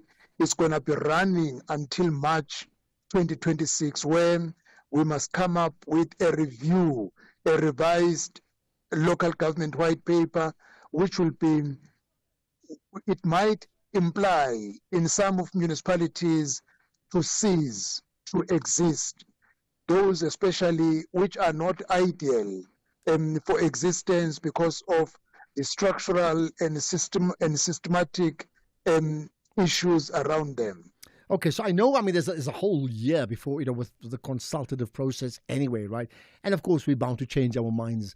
But, let's take where you sit. If I can pick your brain about how do you expect the whole funding model to change? What would you say? And I know it's 1 year ahead, but just to give us a sense of where your mind is. Firstly, the ratio of 90:10 just have to change. Either to 50:50 to municipalities with a sound revenue base. The municipalities we must not use one size fit all, because my brother, if you can go to Free State, it's very bad. Go to Northern Cape, it's very bad. Go to Eastern Cape, even 50:50 ratio is not going to work, because these areas have been disadvantaged for many years. Now, the new funding model must categorize municipalities in terms of their situations. And the funding model can therefore say well-established municipalities 50:50, previously disadvantaged, deep rural municipalities 80 from the government and 20% from the residents locally, because there is legally which they are able to collect, but 90% it will never happen, no matter how many centuries it can take. But let me leave you on that point as we get to news now. You made the point 90% it will never happen. So the argument may be, rather skeptically, that whichever way we slice this and dice this, that sadly speaking, our municipalities are like doomed to failure. There's a sense of dependence and dependence on some sort of a bailout, and it compromises service delivery completely, absolutely, as it's happening right now, right? Do you genuinely see? Go ahead. Few seconds, just few seconds. You see, on municipalities with a complete dependency, that is why I'm saying some of them must cease to exist. There must be a redemarcation for municipalities which are completely dependent on government with almost zero collection. The question is, why do you keep them? Why don't you amalgamate them to pick a scheme with parts which are able to generate income so that when the government comes on board, but the municipality is able to generate money on their own? And the big question is which municipalities should cease to exist and which political parties would actually support that motion. You don't have to answer that now. We've got a year to consider all of that. Minister Xolisa, I much appreciate your time and setting on the agenda this issue of the white paper now on re-looking at the funding of local government. Minister Velenkosi Xolisa is the Minister of Cooperative Governance and Traditional Affairs. Right, let's get your feedback on that. I want to get a sense of your pulse in what clearly has an impact on the national pulse. Let's get the news headlines. Here's Ondela. Thank you, Ashraf. On the news headlines, Action SA says it will be introducing 2 amendments to the private members' bill in an attempt to reduce the size of the cabinet, which it says is bloated. The South African Post Office and the Unemployment Insurance Fund have signed an agreement, and the South African National Defence Force says the withdrawal of the SADC mission in the Democratic Republic of Congo is proceeding according to plan. A full update follows at the top of the hour with Greg Gross. SAFM, guiding you through the rush hour traffic. Good afternoon. Starting off in Gauteng, the M1 southbound in Amonda has a crash near Xavier Street, the N3 southbound in Germiston, a crash at Elands Interchange, and the N3 southbound in Alexandra has a stationary vehicle at London Road. In KZN, the N3 westbound, a crash before Pavilion Shopping Centre exit. The N3 westbound in Pietermaritzburg has a stationary truck before Peter Brown Drive, and the M4 northbound roadworks with traffic restrictions towards the M7 highway. In Cape Town, the M5 southbound queuing towards Racecourse Road exit, Viking Way eastbound in Epping, slow moving towards the N7 checks Hartwell Drive, and the N7 southbound in Summer Greens has a stationary vehicle at the N1 highway. With your traffic update, I'm Irma G. This is SAFM Sports with Tuming Kapele. Right, Tumi, when we started the show, it was all about Amajita, so have we moved on? Yes, so we're looking at cricket now, where Gujarat Titans skipper Shubman Gill says that he's pleased that his side has booked their place in the Indian Premier League playoffs with a 10-wicket win over Delhi yesterday, but said that it was important not to ease up in the final 2 regular season games, chasing 200 in Delhi. Openers Sai Sudha Hassan and Gill powered the 2022 champions to victory in 19 overs for the highest successful chase without the loss of a wicket in IPL history. Meanwhile, in football, the second term of CAF President Patrice Motsepe continues to rake in financial backing for the African football after the launch of a partnership with the European Union in Cairo. The 2-year deal, estimated worth over 400 million rand, was announced at a function held in Cairo and will see the 2 entities partnering for the Africa Cup of Nations, Women's AFCON and CAF Schools Championships. We don't talk about the contribution because, this is among the business partners basically to keep certain volumes and data confidential. However, what I was already mentioning, so our aim is to extend this very great idea where already 1 million young African girls and boys have been participating, and this is the CAF School Football Championship. And our plan with our contribution is to extend the number of the schools up to 33,000. That is the European Commissioner of International Partnerships, Joseph Sikela. Meanwhile, Golden Arrows coach Manqoba Mngqithi says that poor finishing has been a major factor in the team's struggles this season. Arrows set just 1 point above the relegation playoff spot with 2 matches left, even though Mngqithi's return in March brought a brief spark, starting with a draw against Mamelodi Sundowns and wins over Polokwane City and Kaizer Chiefs. Believe you me, this is the team that we are in this position now in terms of the chance creation and the shots at goals. In the same season, I was in another team where we were also dominating possession, but not creating chances, not scoring as many goals. And I said it from the beginning of the season that this season I am trying to build a team that can manufacture chances. And from that work, one season, probably after 15 seasons, the team has managed to score 100 goals in a season, which is something we were far away from, considering where we are coming from in the previous season. And I said it from the beginning that possession sometimes is overrated. And we must improve getting into the final third and manufacturing chances to score goals. And that same team has improved tremendously. Elsewhere, the Ballon d'Or Awards ceremony will take place on the 22nd of September this year, and the number of awards for women and men will be equal for the first time. Awards for Best Women's Goalkeeper, Best Young Women's Player, and the Top Women's Scorer in a club or national team have been added to the list this year for the ceremony in Paris. This means that there will be 6 awards for male players and 6 for female players, with an additional prize, the Scorez Award for actions that promote solidarity, which is open to men or women, and the nominees will be announced in early August.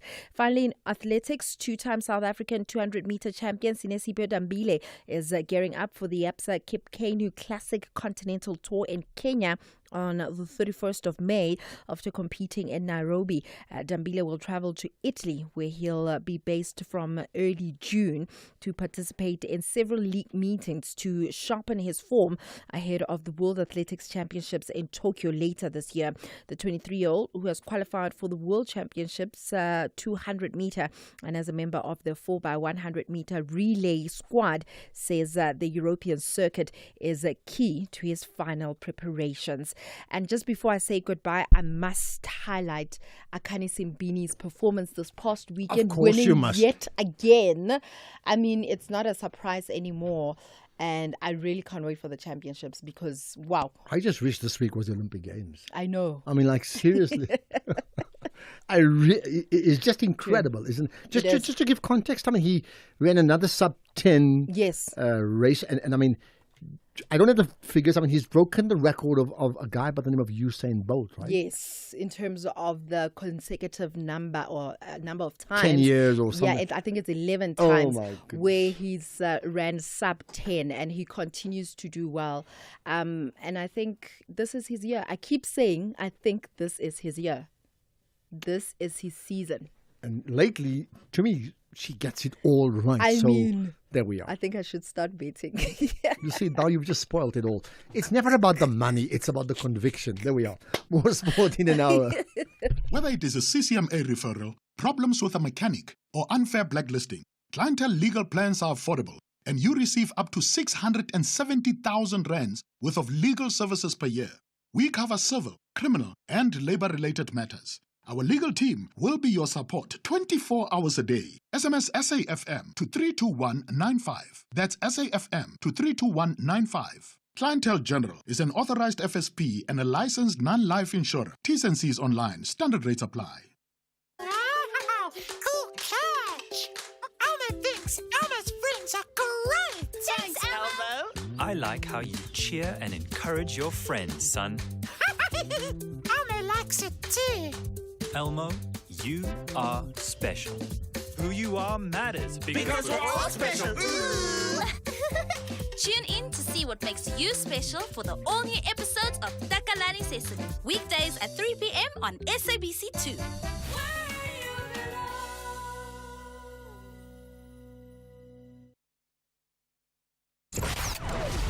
Economic news on SAFM. Facts and figures you can count on. And let's get to those numbers with Paswane Mpatlele, who's the Senior Accounts Manager at Markway Fund Managers. There's lots happening locally as well as globally. But certainly back home when it comes to Chow, Famous Brands, you've got their results. Yes, afternoon. Famous Brand, this is the restaurant franchisor. The guys have close to 3,000 stores, mostly in South Africa. And their results, despite an economic challenges, Brand remains resilient as they've seen their revenue up 3%, profits as per headline, earnings per share up 12%, supported by their leading brands. You think of the likes of Steers, Debonairs, Fisher-Ways, as they've been investing in drive-thrus, digital platforms, refurbishing them. And while their signature brands did not do well, but they did, as we saw some of their stores being closed. Overall, they hold a healthy balance sheet. They are consistent in their dividend payments, up 14%. When we look into the market in general, developments, we kick off the week with a bit of jitterness, Ashraf. As we've seen, the US got downgraded from their AAA by Moody. This is the last rating agency to do so a bit lagging. This has put the dollar on the back foot at the lower end, down 0.7%, and has put gold higher, up 0.7% at 3,225. But gold is not actually breaking out, reflecting that in the short term, Ashraf, growth is greater than the recession. Long-term yields globally are reflecting the same sentiment. When you think of the geopolitical issues, the Russian ruble continues to strengthen even this week, reflecting that East geopolitical tensions are coming into play, holding gold's gains. Oil prices sit flat at $65.30 a barrel. The gains are kept further by the softer data coming from China. When you think of the retail sales and industrial activity, when you bring it down locally, Ashraf, S&P rating kept South Africa unchanged with a positive outlook, with growth at 1.3%. Meanwhile, Cyril and his GNU partners are ready to engage the US. Investors have been reflecting a lot of caution, as we've seen it in today's trading. The rand, although holds a lot of ground, reflecting a positive cautiousness. JC is down, currently flat actually, Ashraf, with resources up 2.1%. Industrials are down 0.3%. Financials are down 0.7%. US opened lower, led by Nasdaq, down 0.6%. Europe only gains coming from DAX, up 0.3%. I spoke about the rand that is doing well at these levels in the time of these engagements. Rand against the dollar is at 18.05, rand against the euro 20.31, and rand against the pound 24.14. Okay, you got all your bases covered. Thanks for that, Paswane and Patlele. We'll do it again tomorrow. What it does mean is that there's a chance, in fact, pretty shortly, not quite now, there's an important issue around bullying that we must talk about. But then there's also your thoughts about some of the biggest issues that moves the needle, moves the national pulse today. So let's get that going too, right after this. SAFM has signed a code of conduct that is enforced by the Broadcasting Complaints Commission of South Africa. Under the code, we are committed to giving news that is accurate, comment that is fair, and programming that is not harmful, does not amount to hate speech, or contain violence or explicit sex. If you think we are not living up to that code, then you can inform the Broadcasting Complaints Commission of South Africa. Direct any complaints in writing to the Broadcasting Complaints Commission of South Africa. PO Box 142365. Craig Hall 2024. Fax to 011-326-3198 or an email to bccsa@nabsa.co.za. For more information, please visit www.bccsa.co.za.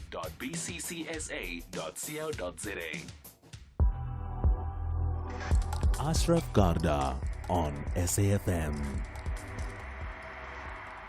So, by the way, we will be chatting. You obviously know about what's happened at Diepkloof, Johannesburg today, with massive protests and 2 people dying, and it started very, very early this morning. We will get a response that comes up later on, just after 5 o'clock. So looking forward to that, chatting to the MMC for Human Settlements and the caucus lead of the IFP in the city of Joburg. So don't miss that. There's also a position from Potego Mojapele, who's an aviation analyst, who believes that entire trip that the 49 Afrikaners took in terms of getting the okay to go by the International Air Service is unconstitutional.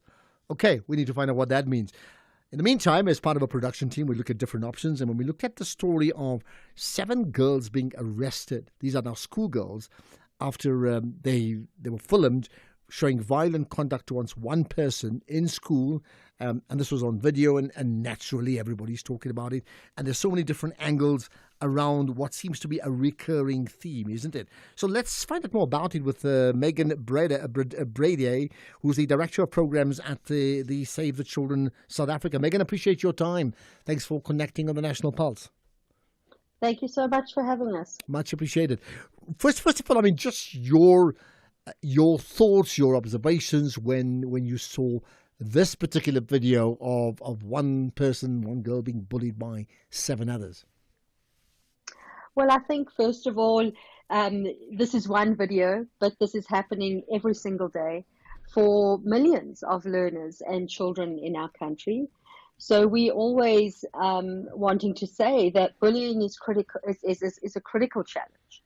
and it needs to be escalated as a child protection issue. And I mean, the fact that, as you say, it happens every day, the key point of differentiation is some of it gets recorded and the majority doesn't. So the fact that it's recorded now creates greater awareness. But the reality is probably the numbers show that these numbers are shocking in terms of the incidence of these bullying. Why do you think it's happening to the level that it is?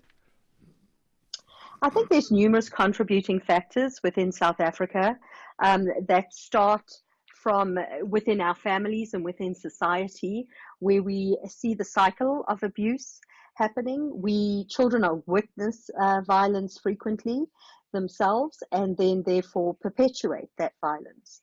And I think as adults, we very often forget that we are the role model. So even as parents, when we verbally abuse somebody who's serving us in a restaurant or belittle somebody who's a server in a shop, we constantly demonstrate that power dynamic of bullying to our children. And then we're shocked when we see them do it to another child.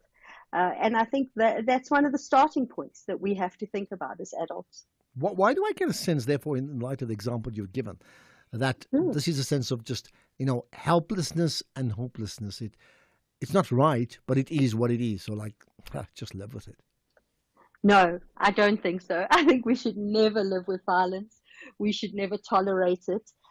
We need to constantly alert people, because I think sometimes what happens is we don't realize how our children are watching us every day and mimicking and learning from us. And we need to remind parents and remind communities of that. Even our politicians, when we're shouting and bullying each other.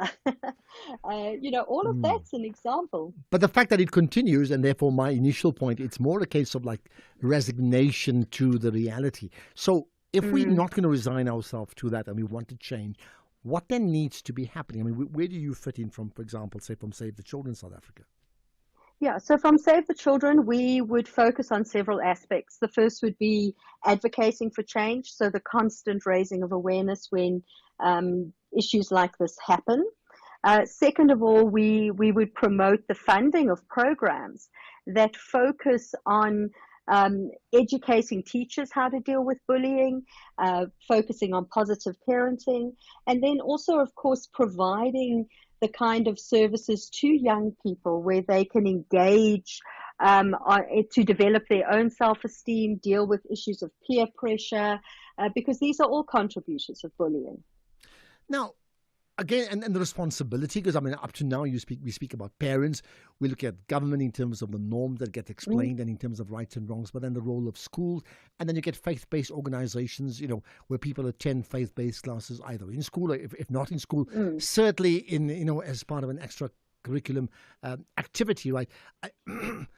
Is there any example that you can see that's working that you can share with us?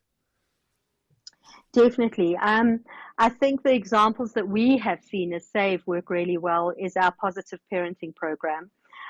We find that we engage parents in communities, and it's actually an eye-opener. When you speak to a parent for the first time about what is the impact of corporal punishment on your child, and how that belittles the child, makes that child feel small, and how that child then perpetuates that violence on others, it's an eye-opener. So just the fact, we assume that people understand these concepts, but without parenting interventions, there's many people who would never have engaged or thought about the consequences of their own behaviors on children. The other programs that we see that are really, really positive, our government does have some programs that deal on sexual reproductive health, like YOLO and CHOMI. But within those programs, they talk about respect and valuing each other as people. And we've seen really good responses for young people to those concepts in those group programs. And just finally, what do you feel about the fact that 7 girls actually do get arrested? Is that the right approach in terms of their own personal rehabilitation? Well, I think the arrest is just a start. These young people will be dealt with through the criminal justice, the Child Justice Act. which has a focus on restorative justice. So it's not seen as punitive. It will look at rehabilitation, reconciliation. So actually addressing the why for these particular young women. They have done what they have done, and looking at how to better support them. And that's right. And it might be a good step. Thank you. Step one, Megan Bride, the Director of Programs at Save the Children South Africa. And we speak to her in the context of 7 girls between the ages of 13 and 15. They've been arrested and appeared in the Joburg Magistrates Court for assault earlier today. Video coverage being able to capture, key word there, violent bullying against one girl seen on video in school. It is unfortunately like a case of the days of our lives, and that must change. Do you want an experience of a lifetime? Where every day is filled with challenges of providing Lisa Vanderpump curated experiences while dealing with rivalries, romances, and misadventures. It's drama at Vanderpump's French Estate. Chantel Rosabelle and the staff can't wait to give you a front row seat to all the drama. Catch Vanderpump Villa, Saturdays on S3 at 8:30 p.m. S3 open up. TUT ladies are on a humongous mission to play their hearts out. But Masandawana ladies believe they are unstoppable. This is the Hollywood Bet Super League. Do not miss out on the glittering action of Mzansi's women's football. TUT Ladies FC versus Mamelodi Sundowns Ladies FC on Sunday 25 May at 2:30 p.m. Streaming live on SABC Plus, SABC One, and SABC Sport on DTT Channel 4. Proudly brought to you by SABC Sport. For the love of the game. Mara, why is the boss of breaking down spreadsheets now on the side of the road breaking down in a broken down car? Mara, why? Why aren't you insured with Santam, the leading short-term insurer that gives you emergency roadside assistance and home drive services when you need them most? To switch, call 0860 444 or SMS cover to 36101. Santam. This is freedom. Santam is an authorized FSP, a licensed non-life insurer and controlling company for its group companies. X at SAFM Radio and at Ashraf Garda. I was just wondering, we were having a chat about this the other day, and I wonder about you. Where do you listen to SAFM? Like, do you listen as in you listen on radio, radio at home? Do you listen radio in the car and nothing else? Do you listen on streaming live where you can catch the show, as a streaming live video, firstly, on the Twitter platform, and the same on YouTube if you go to SAFM Radio, and the same on Facebook too, and then I get the same in audio version. Do you listen via the SABC Plus app? Which one do you listen to, or any other app that gives you audio? I certainly listen in the mornings, and nowadays completely on the SABC Plus app, streaming live. It's just a whole new world, okay? And then, of course, you can listen and re-listen again via podcast. So you got all those options, safm.co.za, right? Kato in Midrand, we haven't chatted in a while. Go for it. Yes, we haven't chatted in a while. How are you doing? I'm very good. I'm making notes, right? What do you want to talk about? Being yourself, right? Yeah, I think it was an interesting topic. However, I think as a country, there's just been mass trauma from where we come from when you look at apartheid, when you look at colonialism, and it's left a lot of wounds just on the surface. Our rate of alcoholism in the country, drug abuse, unemployment. I think the masses of our people are in survival mode, and we need to start shifting towards healing, because this becomes generational wounds that are moving from one to the other, one family, one generation to the other. I think that's a starting point, that we need to be more conscious, we need to be more aware. And I think government has also got an obligation and the resources to really push this agenda. And that's how you become yourself. But like I'm saying, it's a task and a half to do, but it is possible. Well, thank you for that. And you're right, it's possible. But the point, I think, was brought up by Robin Wheeler and myself as well, that I think really if there's one thing I could focus on for all the people of our country right now to get right, is to understand your personal purpose, firstly, and then to understand the national purpose, which we actually don't understand because I don't know it either. But whatever it is, when we discover it, to align the personal to the national. When you do that, you actually then have a very, very different country that we live in. Kato in Midrand, thanks for that, right? Willie in Kuma, go for it, Willie. Hi. Look, Ashraf, you see, our government is failing us big time. South Africa is a failed state, Ashraf. These are my policies, and get them crazy. We get so frustrated, Ashraf, to the level that we run short of words how to express our dissatisfaction, our anger. And now this morning, Breitenbach, that lady, the former judge, in regards to the Omotoso issue, she said, our judiciary, our judges, we lack experience first. They lack exposure first. And blah, blah, blah, blah, blah. She went on explaining why the judicial system of South Africa is so lacking, so disappointing. That's right. Well, yeah. Okay. Want to say something? Okay, all right, got that, Willie. Thank you for that. I mean, I think, yes, without getting into the detail of the Omatosha story, you're a man. There's so many holes in that story. I mean, it must, listen, there's no nice way to say it, isn't it? It must freak you out, man. You'll be freaked out by that, to say you can't have endless issues of people getting arrested and there's holes in the arrests and the investigations, and then you're just unable to pin people down and then they get off scot-free. And I'm not talking about one issue. There's so many like that. So if you're unable to deliver through, then there must be something about the process, about how we actually mete out justice, isn't it? Right, Sianda in Uitenhage. Hi, Sianda. Hello. Good afternoon, Ashraf. Can you hear me? Yeah, I can certainly hear you. Go for it. What's your point? Yes. I'm going to just make a detour on your topic of being yourself. Yeah. In South Africa, if there's one person that we do not want him to be himself, it is the president. Without what you have, the topic of today, trying to influence him on what he would be, is something that let's ask, where is Ace Magashule? Where is Jacob Zuma? And most people were very angry at the president, saying he has a slow pace. We know his demeanor. We know how he works. He's a consensus builder. He wants to canvass opinions of other people before he takes a decision. Yet we get frustrated by that each and every time. He's one person that we do not allow him to be himself. So you're saying he shouldn't be himself, because if he was himself and he'd make his own decisions all the time, it may well be counterproductive?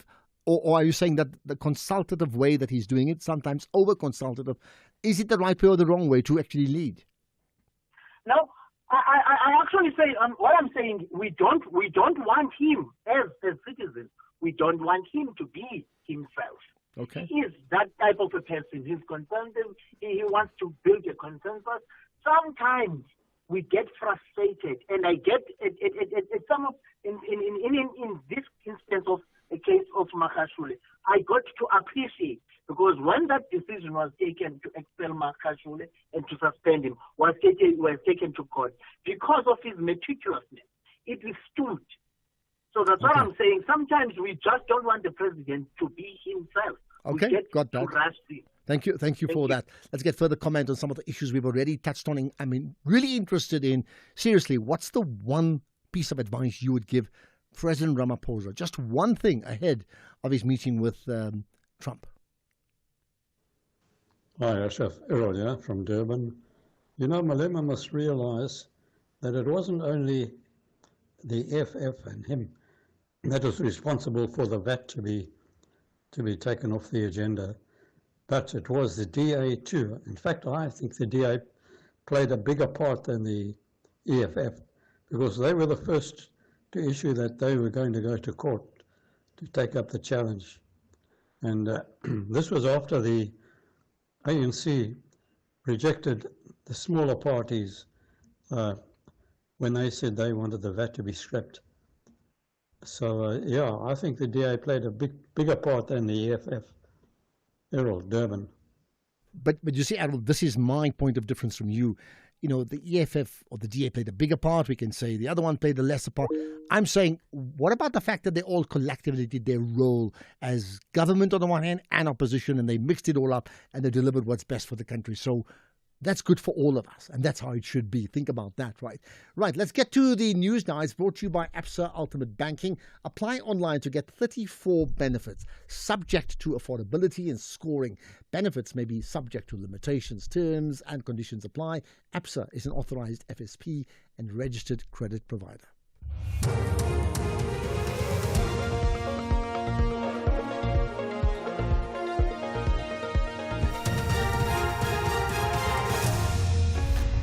Thank you. Ashraf moves to reduce the size of cabinet and SADC continues DRC withdrawal.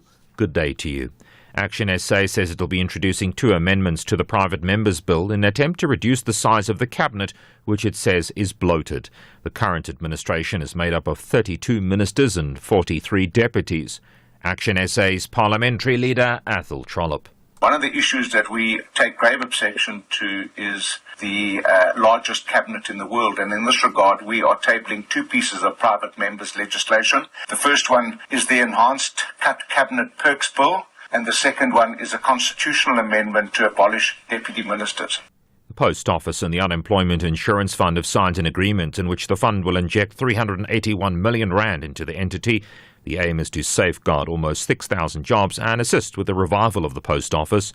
The fund's Rachel Tukubang. This is only for salaries, and we are saying that as we save the post office, their payroll funds, the 381 million that they would have ordinarily paid to the employees will be used elsewhere in terms of their turnaround strategy that they have implemented. So the post office will on a monthly basis be measured on the implementation of that turnaround strategy as well, including the verification that the money is paid to the employees. Pinot Sokobong says under the agreement, the Post Office is required to submit regular reports on progress on its turnaround strategy and maintain transparent accounting records. On a monthly basis, we will also check in terms of declarations. We verify that the employees are still declared with the UIF and that the payments are being made through the UIF, because of one of the conditions is that you need to indicate that you'll still be responsible for the basic social package of the employees, contributing to the UIF, contributing to the medical aid and pension schemes and all other things that you contribute on behalf of your employees. So that will also be monitored. The community of Mayfair in Johannesburg says the house where 4 toddlers died in a fire was being used as a makeshift creche. Initial investigations showed that a heating device was being used before the fire started. Mayfair community leader Abdulkader Muhammad. Everything is happening. It's not first time. After 1 month they can happen because of costing the things the people for the house owners. They are renting for our brothers Malawian. Sometimes it happens for 1 room they stay 4 families. Always the people they are using the stove. Sometimes they forgot. So when they touch the blanket for the Chinese blanket, they start firing the house. The George municipality in the Western Cape says fire authorities are closely monitoring a wildfire on the mountains near Waboomskraal caused by a lightning strike. Municipal spokesperson Chantal Edwards. The fire is currently burning on land managed by the Department of Forestry, Fisheries and the Environment, which will be overseeing the aerial firefighting response. Preparations are underway to dispatch a helicopter to the site as a precautionary measure with the aim of extinguishing the fire before it has a chance to spread further. George Municipal Fire Authorities are monitoring the situation closely. The National Defence Force says the withdrawal of the SADC mission from the DRC is proceeding according to plan. It was deployed to restore peace and stability. However, the M23 rebels and other groups have since captured a number of areas in the eastern DRC. SADC leaders have now withdrawn the mission to allow peace talks to continue. Kailihle Kumalo reports. The SADC says the withdrawal of the troops from DRC in Goma to Chad in Tanzania is underway. It says the logistical arrangements for the withdrawal remain under the full coordination and control of SADC. The Defence Forces assure the public that SANDF members deployed as part of the mission are safe, adequately supplied for, and continue to receive their daily meals and essentials. It also says no member is stranded or without support. Kailihle Kumalo, SABC News, Johannesburg. Top story. Action SA says it will be introducing 2 amendments to the private members bill in an attempt to reduce the size of cabinet, which it says is bloated. That's SAFM News. I'm Greg Goos. And the news brought to you by ABSA Ultimate Banking. Apply online to get 34 benefits subject to affordability, and scoring benefits may be subject to limitations. Terms and conditions apply. ABSA is an authorized FSP and registered credit provider. Ultimate Value is opening an account with 34 benefits while getting her a treat. Ultimate Success is getting her the ballet shoes that you promised. With a 2,000 Rand balance booster, Ultimate Goals is living life on your own terms with a credit card with 0 monthly fees. ABSA Ultimate Banking is about having it all in one account for 98 Rand per month. Apply online now. Your story matters. ABSA, subject to affordability and scoring. T's and C's apply. ABSA is an authorized FSP and a registered credit provider. In sports, Ballon d'Or to be awarded on the 22nd of September, and Moloi looking for second term as Athletics SA president. More details at 5:30. SAFM, guiding you through the rush hour traffic. Good afternoon. Starting off in Gauteng, Carley Road westbound, queuing through Bryanston, Grayston Drive eastbound in Sandton, slow moving at Linden Street, and the M1 southbound queuing towards Boysons. In KZN, the M4 was queuing at Glen Astley, the N3 westbound has a stationary vehicle before the M13 Paradise Valley interchange, and the M19 westbound in Westville, slow moving towards Dunkeld Road. In Cape Town, the N2 outbound has a crash before Lisbeck Parkway. That's causing delays running through Hospital Bend. The N1 Service Road outbound is queuing towards the N7 Highway, and Varkensvlei Road eastbound in Philippi queuing towards Walter Freden Road. With your traffic update, I'm Irma G. Stay safe on the roads. SAFM is with you. Wow, cool catch! Elmo thinks Elmo's friends are great! Thanks, Elmo! I like how you cheer and encourage your friends, son. Elmo likes it too. Elmo, you are special. Who you are matters because we're all special. Tune in to see what makes you special for the all-new episodes of Takalani Sesame. Weekdays at 3 p.m. on SABC2.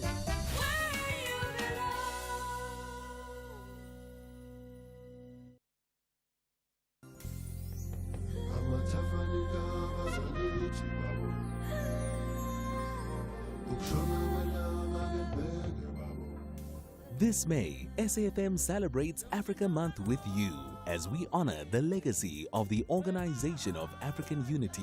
We bring you rich conversations and stories that shape the continent. Join us as we celebrate African pride, unity, and progress. SAFM, leading the conversations that move us.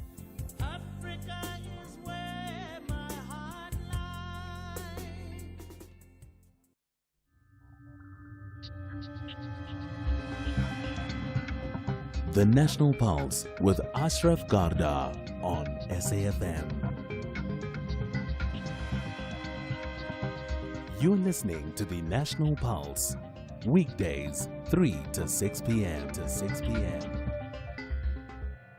So we take calls at a certain time. We take WhatsApp, text, or voice notes whenever we're up for it. So keep them coming, and you can also tweet right away using that hashtag, the National Pulse. And certainly many people tweeting about it. I see Motibedi Niapoli saying Ramaphosa is just going to sign what he has agreed upon. That call at 4. Once you come to the White House, you have agreed to something that you came to sign for. I suspect it'll be very hard to swallow. Remember when he went to sign $180 for the IPPS to end load shedding, and there's more around that. We'll try and pick that up. Now, earlier on, when we opened the show, I referenced the fact that there was this protest in Diepkloof and Soweto, and sadly, whatever the merits and the demerits of the protest, 2 people have died. But there's huge disgruntlement from the community to actually take to the streets and to block off parts of the main arterial roads getting to work at that time of the morning, very, very early in the morning. So what we understand is a truck driver and 2 assistants were beaten by residents who looted their vehicle. Now, Saneli Mtsibi is a community leader from the Diepkloof Hostel, and he, in fact, spoke to Tula Sizwe Similani early on this morning. But before that, let's do this, right? We're going to play that in a moment, and I want your thoughts just about understanding the the anatomy of a protest. How does it work? What works? When is it okay? When do you cross the line, right? But with me is Mlungisi Mabaso, who's the MMC for Human Settlements and the caucus leader of the IFP in the city of Joburg. So MMC, appreciate your time. Thanks for connecting to us here on the National Pulse. Thank you very much. Good afternoon to you and the listeners. Thank you. Certainly, I hope it's a good afternoon. I think for many people, it's not been a good day at all. Certainly, the people of the Deep Kloof region and others affected also by those protests. Right. Let's do this then. I want to play back that clip of a community leader, Saneli Msibi, who commented on Tula Sizwe's show on the Morning Brief earlier this morning, and this is what he had to say. Kunomuntu othi unkabinde akafanele uchairperson wethu ukhoza uthi umhlaba lana udayisiwe wase Deep Kloof Hostel. Abantu ke bacasukileke manje bathi bafuna umhlaba wobheke ngoba kune block eyadilizwa. So after the demolition of that block, Human Settlement is responsible for that. They must come and answer, and then JPC must come and answer on behalf of our land. It has been sold to Mr. This guy is called Mr. Nkabinde. So we want our land back. So that's why the community is angry like this. So the leaders, including our person, Mr. Koza, can't control them now because they say we want our land back and we want that was demolished and they were taken to two shacks and then the block is not built, it's empty like that. So people are angry in Deep Kloof Hostel. That's why it leads to this protest. Okay, so just a quick overview amongst the many things that speaker spoke about earlier on Sunday MCB is that there's the hostel, there's land, and the land that the hostel is on, that land has been sold. As a result of that, some of the dwellings that make up the hostels, they've been sort of dismantled or removed, and that's put huge pressure. But the fact that the land itself, where the hostels reside, have been sold, is what has really irked the community, and that is why they protested, and therefore it invoked, in fact, us on the show this morning, and now to say, get hold of Human Settlements. We want to hear their side of the story. So we do now have, of course, Mlungisi Mabaso, the MMC for Human Settlements, on the line, right? What do you make, firstly, of that comment by that community leader, referencing the desperation that they had to make a noise to be heard, they had to block the roads, otherwise nobody hears them, but the point that they are at risk because of the fact that the land where the hostels are on have been sold? Thank you very much. What Mr. Msibi has alluded to is true.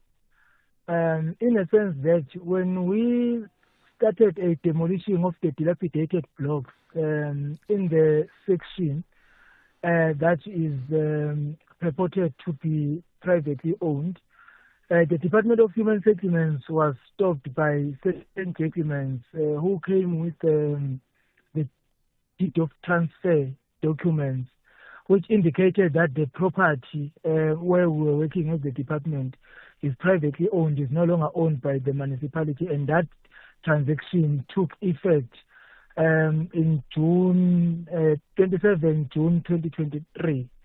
And the department then held to stall its demolition processes because we wanted to establish the fact around the ownership of that particular section in the hostel.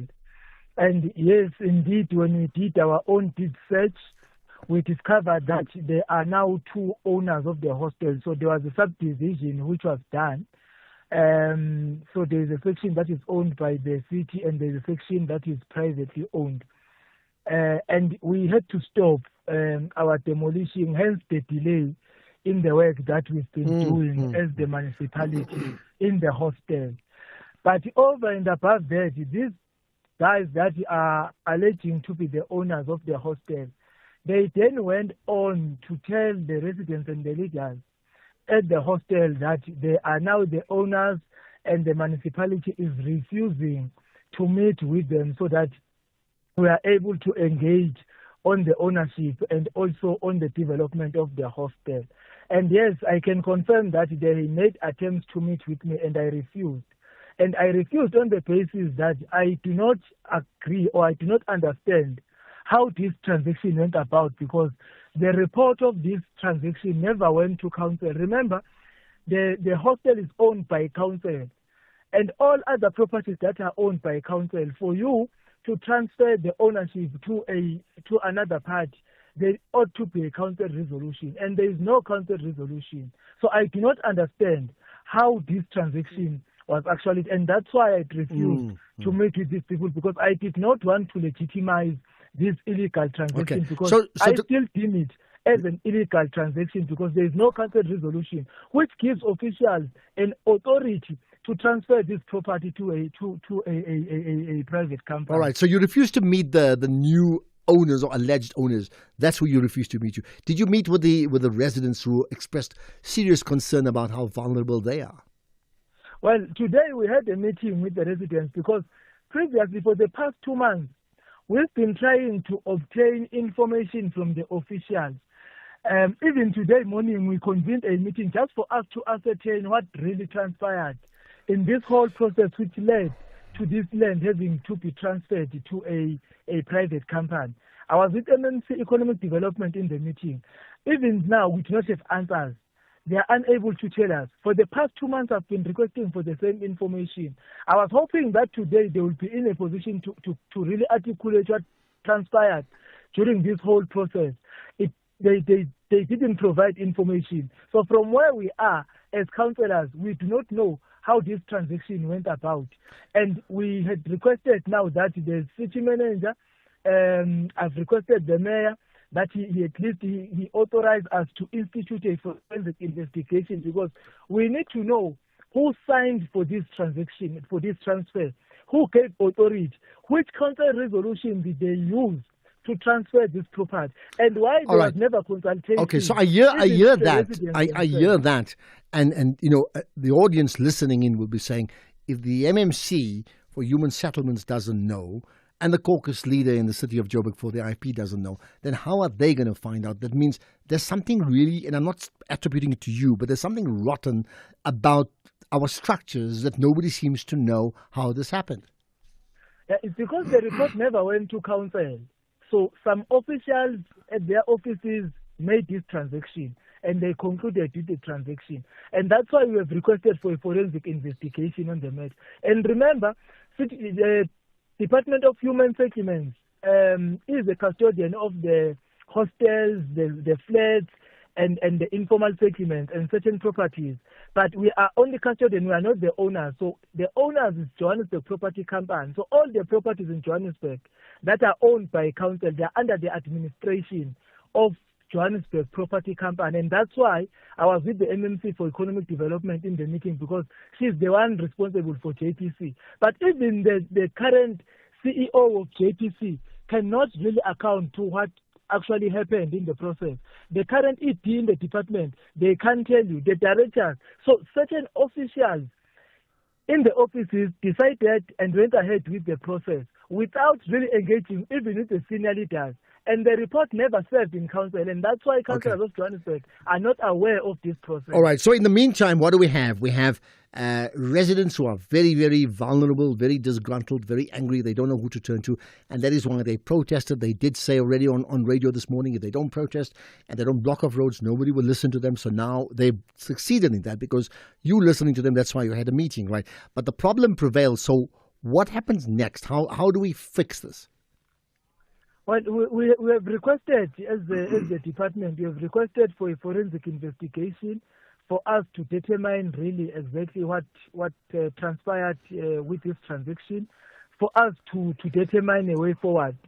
We've got options that we have put on the table, and we are going to run with them within the framework of the law. One, we've got an option of approaching the court for the reversal of the transaction. Two, we are looking into the option of expropriation, but also we are investigating the matter so that at least we establish exactly what happened with this transaction. So we have made that request. So we are yet to receive the response from the city manager and the executive mayor on how we can best Okay, approach and in the meantime, we have made our own request in the as the Department of Women Settlements. Okay. But I did indicate to them that because there's also an issue of water, sanitation and sewer, Johannesburg Water already we had appointed them and they indicated that they will be commencing in July for the construction. The challenge that we have is that we've also got an interdict. So this the so-called owners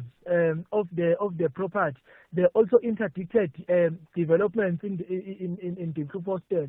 So we requested our group head for legal to approach the court so that we see how we can uplift that interdict, because we need to work in the hostel. They don't have toilets, and we need to. Well, I mean, there's just so much wrong, and that that what you just mentioned is what we see so much wrong about so many aspects of South African life that we cannot defend no matter what. Let me end by this, and you've got 30 seconds to answer this. Whatever you may feel, I mean, the clock is ticking, right? These protesters are not going to leave it alone. They're going to come back. So now what?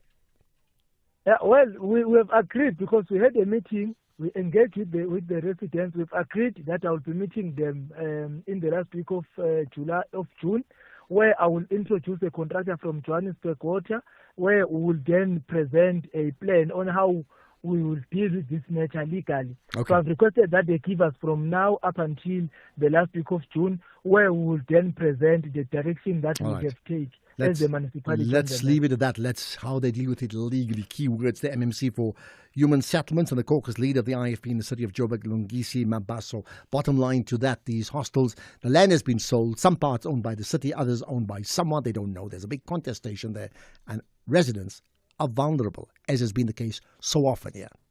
We spend a lot of time looking for deals, but we don't invest the same time in our health. Your health buys you more time with the people you love. So who are you staying healthy for, and how can you improve your health? Choose Dis-Chem Life, the life cover that rewards you for living healthier with lower premiums and more cover. Visit dischemlife.co.za now. Dis-Chem Life. Choose a better partner for life. Dis-Chem Life is an authorized FSP 50594, underwritten by Guard Risk Life, a licensed life insurer, FSP 76. T's and C's apply. Night Talk with Oliver Dixon.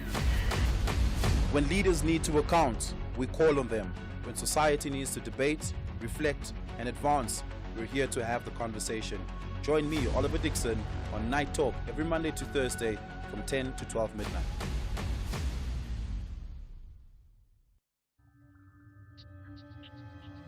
The National Pulse, weekdays, 3 to 6 p.m. Okay, and just to complicate the world, we do know that Donald Trump is meeting our president on Wednesday. In the context of all of that, amongst many other things, are the case of the 49 Afrikaners and who they represent and their aspirations and the alleged persecution that they've had to face all this time, right? Now, they're gone, we know that much. But here's an interesting take on this one. The aviation analyst, Putego Mojapele, well, he's questioned the decision of the International Air Service Licensing Council to actually approve the foreign operator's permit for a chartered plane that recently took these 49 refugees, in inverted commas, to the United States. He said that it was irrational and unconstitutional. Okay, what don't we understand? Let's find out with the aviation analyst himself, Putego Mojapele. I appreciate your time and thanks for connecting on the National Pulse. Good afternoon, Ashraf, and thank you for having me and to your listeners. All right, let's get to the nub of the story. Irrational and unconstitutional. Tell me more and who's fallen foul of I think it's South Africa's constitution, right?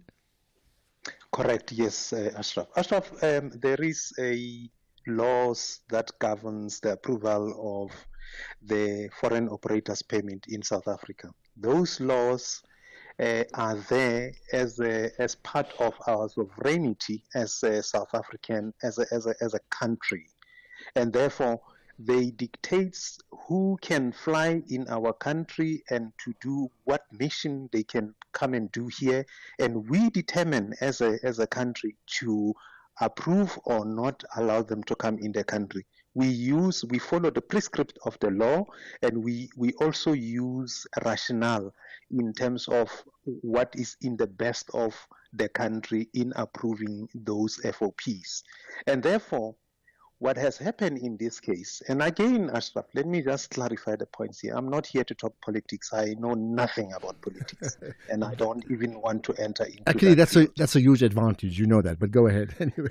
Yes. I'm not here to talk politics. Those that are competent to talk politics, they will talk politics. I'm here to talk about the laws that we have in the country that would give us a benefit and also credit to our country.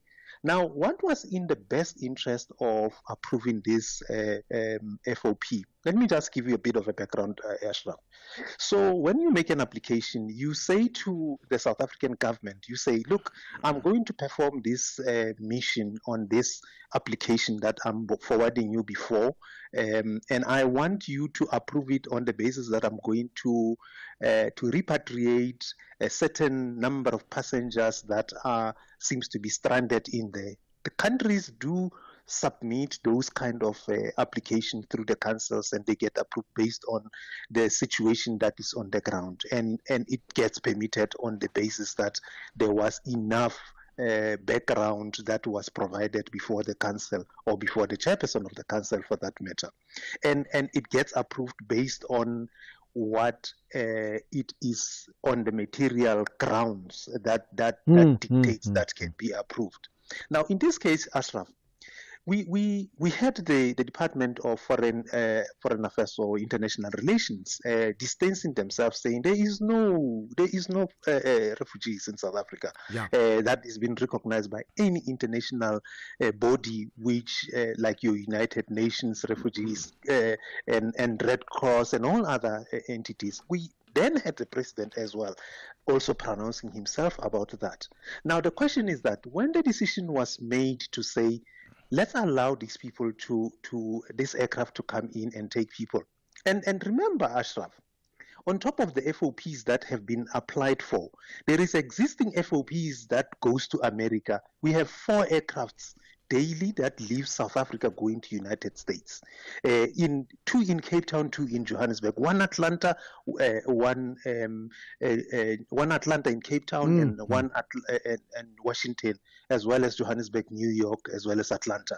Now you have 49 passengers that could have easily be put into those aircrafts that are leaving easily if there was no anything that could have been done. Surely the department or the council should have actually considered that and say, this is purely politics, and the applicants here, their intention was to embarrass South Africa and to really run a mock on our sovereignty, and they have achieved that because. Well, I mean, they have. I'm just going to push you because of time. So, okay, you're saying that the process is unconstitutional. In fact, South Africa's never recognized them as refugees, and therefore the privileges of being a refugee, if I can call it that, will not apply in this case here.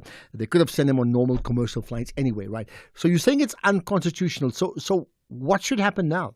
Meaning, is it simply a point of order you're bringing forward and just move on, or do you want to take it a step further? Look, for me, it's not up to me to decide what needs to happen next. I'm just pointing out the facts here that South Africa as a country, we should have done more than what it could have, what has happened here. One is that we do have forums in a political spaces where we can call the council before the parliament, or parliament would be the perfect forum there, to really interrogate them and get to understand what was in the best interest of South Africa for them to approve this. If they had not recognized, if these people were not recognized as such, and how did this application was done? And can I know we don't have time, but I just want to give you a bit of a background. Last year or 2 years ago sometime, there was a charter plane that was chartered from South Africa going to Russia. It was South African Airways that went to Russia. They went and do a technical stop in I think it was in Poland, somewhere there. And the Polish police, they refused them to leave the technical stop that they had. I remember that, I think they're going to Ukraine, actually, on the way to Russia, All right, so bottom line to that is what? What's the lesson to learn from that? So So the interest of the country needs to be considered before we can do what we call ticking box exercises, which the council have done in this case. They shouldn't have just done a ticking box exercise and embarrass our country. Here's the They thing. should have done just more In just 30 seconds, here's one reply. If they asked you for advice, I know you're not the politician, but you're the pragmatist, right? What would you have advised them to do then? I would have not approved that. I would have rejected it. Okay, and that's where we leave it. Potego Mojapele, the aviation analyst, suggesting that, South Africa allowing the 49 Afrikaners to be collected as refugees, although the country didn't recognize them as refugees. And that is per the decision of the International Air Service Licensing Council, saying it was irrational and unconstitutional. Is that something you want to debate, or do we think we've got bigger fish to fry, like what's happening in the White House in a couple of days' time? Let's get the news headlines. Here's Greg House. A look at the headlines. The Council for the MK Party insists the public's right to freedom of expression has been violated by the SABC's use of the term Government of National Unity. Action SA says it will be introducing 2 amendments to the private members' bill in an attempt to reduce the size of cabinet. And the head of the World Health Organization has warned that global healthcare funding is facing historic challenges. There's a full update at the top of the hour. SAFM, guiding you through the rush hour traffic. Good afternoon. Starting off in Gauteng, the R24 eastbound in Kempton Park has a crash before the R21 Airport interchange. Winnie Mandela Drive northbound in Hurlingham has a crash near Republic Road, and Allendale Road westbound in Midrand has a crash at the N1 highway. In KZN, the M7 St John's Avenue southbound queuing through central Pinetown. The N3 westbound has a stationary vehicle before the M13 Paradise Valley interchange, and the N3 eastbound in Ashburton, a stationary truck after Market Road exit. In Cape Town, the R300 southbound queuing towards Butler Ray Road exit. Govan Becky Road in Nyanga has roadworks with traffic restrictions between Vegieskraal Road and Danafontein Road, and Butler Ray Road eastbound in Brackenfell queuing towards Amundel Road. With your traffic update, I'm Irma G. This is SAFM Sports with Tuming Khapele. Okay, we had Amajita, we had cricket. What do we have now? Well, we start things off with netball this hour, where South African Sports Confederation and Olympic Committee President Barry Hendricks has confirmed that a decision on the future of suspended Netball South Africa President Cecilia Molokwane will be made within 7 weeks.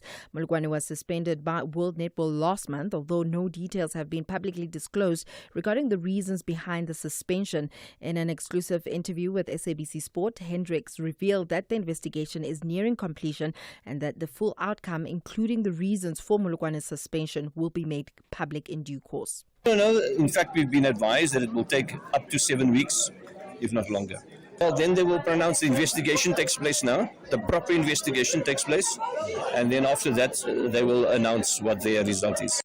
Well, Hendricks says that the Olympic body respects World Netball's decision to suspend Molokwane despite the limited details provided, and added that they would have taken the same stance with any international sports federation.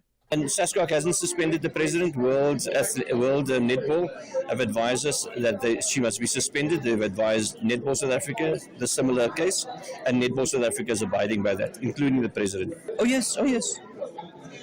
So you're doing it? Yes, if it was FIFA, we would have recognized it. If it was any international body, we would have recognized it because they followed due process. In football, the Ballon d'Or award ceremony will take place on the 22nd of September this year, and the number of awards for women and men will be equal for the first time.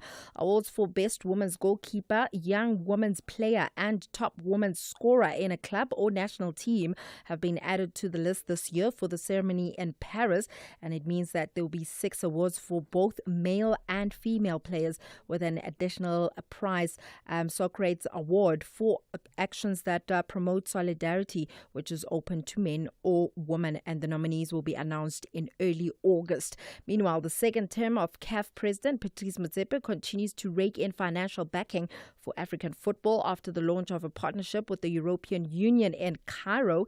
The 2-year deal, estimated worth over 400 million rand, was announced at a function held in Cairo and will see the two entities partnering for the Africa Cup of Nations, Women's AFCON and CAF Schools Championships.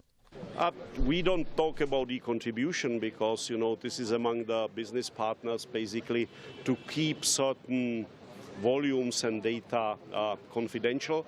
However, what I was already mentioning, so our aim is to extend this very great idea where already 1 million young African girls and boys have been participating, and this is the CAF School Football Championship. And our plan with our contribution is to extend the number of the schools up to 33,000. Elsewhere, Tottenham will play in South Korea as part of their pre-season plans, having already committed to a friendly against rivals Arsenal in Hong Kong. The London club, who face Manchester United this Wednesday in Bilbao in the Europa League final, are captained by South Korea skipper Son Heung-min, and it'll be Tottenham's 5th trip to South Korea, and they will play in the 2025 Kupang Play Series. The club said that it will release fixture information in due course. In athletics, Athletics South Africa President James Moloi says that his work at the helm of the federation is far from over, with less than 2 weeks to go until the Athletics South Africa elections. The new ASA board will be elected on the 31st of May, with Moloi facing competition for the presidency from his predecessor Alex Kwasana, current deputy president Shireen Noble, as well as Harold Adams and John Matane. Meanwhile, former South African 400-meter champion Lat Pillay is preparing for his next major test at the Diamond League meet in Rabat on the 25th of May. The 22-year-old recently returned from China, where he helped South Africa win gold in the 4x400-meter relay at the World Relay Championships. This will be his second Diamond League appearance of the season, following his outing in Shanghai last month. So for now, I do want to get back in training, so I was confirmed for Rabat. So we are just evaluating that, because I did miss a lot of training with the injury this year, unfortunately. So it's we've had a different set of cards to handle with this season, but it's a learning curve as well. I always put the most pressure on myself, and I don't think it's a bad thing, but I also have to, be realistic in terms of what I expect from myself. I've produced PBs every season since 2019, and plateaus are normal in the sport. So my approach is just navigating my growth through the sport, because now it was nice being a young kid competing against guys with no pressure. Now I must learn to compete with pressure. Well, there are young guys also gunning for the spots as well. So, yeah, I'd say it's a bit of a mental battle, a bit of a battle with fate this season.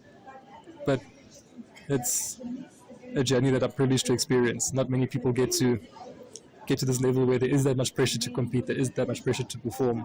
And the fact that I'm in that bracket and I do put that expectation on myself shows that I have jumped up a bracket a bit. But yeah, no. On that note, it's a wrap from my side. More on other sports tomorrow. So listen, just a quick one. Because I'm getting some disgruntled Manchester United and Tottenham Hotspur supporters saying you've been talking about every team winning. What about the two absolute losers?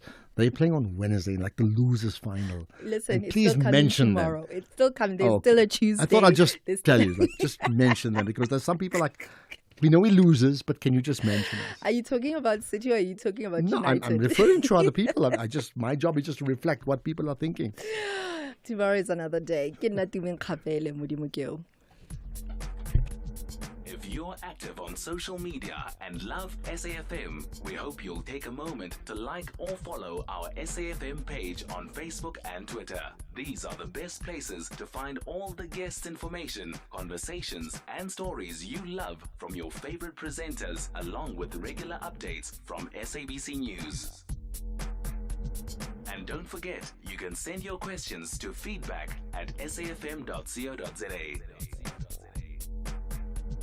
SAFM, leading the conversation.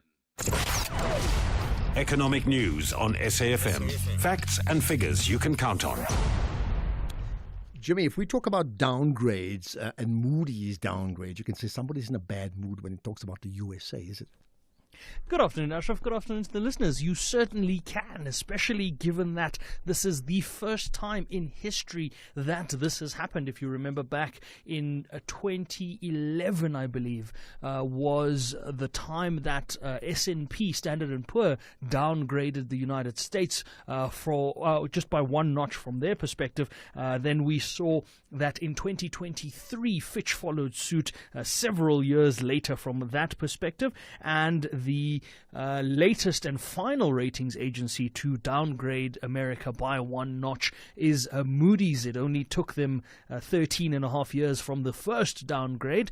Significant in the current climate that we find ourselves in. We're going to take a look at this. We're going to take a look at the fact that at the same time, Standard & Poor reaffirmed our current debt rating and our current ratings. There is a slightly more positive outlook from a South African perspective there. So we're going to look at that and see where the ratings agencies see the risk and what it all means for South Africa and for the United States. We know that both the presidents will be meeting this week as well, so that's going to be quite important to keep an eye out for there. Then we've got a slew of results to reflect on. We've got interim results from the team at We Buy Cars, the team at Astral Foods, as well as the team at Netcare. We're going to speak to the CEOs of Astral and Netcare and the CFO of We Buy Cars to get a sense of what's happening in the business from those perspectives. And then we're going to wrap up the show with our digital drive. We alternate this out with our personal finance. This week we're taking a look at when you are shopping online, what you need to be aware of, how you keep yourself safe, especially when you're ordering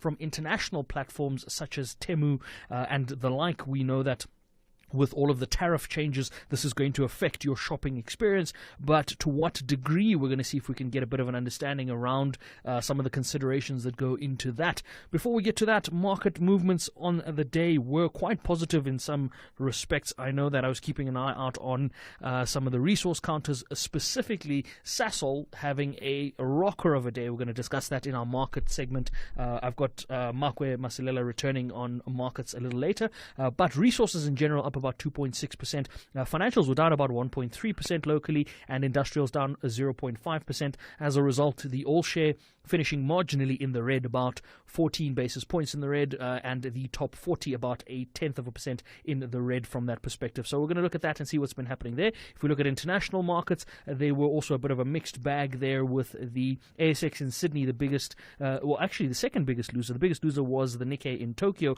down about 0.2%. European markets also mixed. The DAX in Germany positive, whilst the CAC 40 in France negative, and the FTSE in London slightly in the red, around 8 basis points there. When we look at US markets at the moment, they are in the red, down about 0.5% on the Nasdaq and about 0.33% on the S&P. If we look at commodities pricing, palladium $976, platinum $1,000 a fine ounce, doing well there. The gold price also showing some signs of recovery, $3,232 a fine ounce. Brent crude still holding steady around $65.20 odd cents a barrel. And when we look at the rand, 18 rand and 4 cents against the US dollar. We were flirting with 18 rand and possibly 17.99 in the early trading hours of the trading morning, around 9-10 a.m. So we're around 18.04 against the dollar at the moment. We've got a couple of data points coming out that will affect both the rand and the dollar. One British pound, 24 rand and 12 cents. 1 euro, 20 rand and 30 cents. 1 Australian dollar, 11 rand 66. 1 Bitcoin, 104,600 odd dollars, or around 1.89, just under 1.9 million rand there. So we're going to look at these market movements a little later on when we come back. I especially want to look at what's been driving Sasol, because the share price is up about 7% on the day's trade. So lots to look forward to there. But we'll be back at 6 o'clock. For now, Ashraf, back to you. Okay, perfect. Mood or no mood, either way. It's amazing what the world's up to. Thanks for that, Jimmy. 6 to 7, you can catch the SAFM market update, followed by sport. And then, as you've heard, Oliver Dixon making the point, is on every night from 10 to midnight. Do not miss that either. But what I'm not going to miss is your views, because listen, man, I have my own opinions. So do all these experts. But what about you? What's moving the national pulse today? What's getting your pulses racing? I'll find out in a moment. The Full Circle with Bridget Masinga.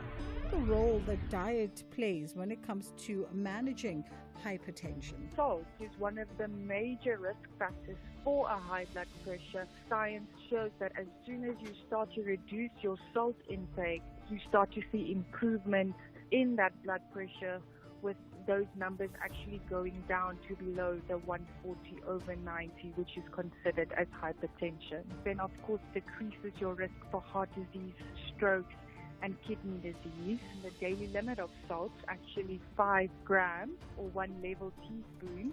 That includes not only the salt that we add at the table or during cooking. Carrie Erasmus, who's a registered dietitian.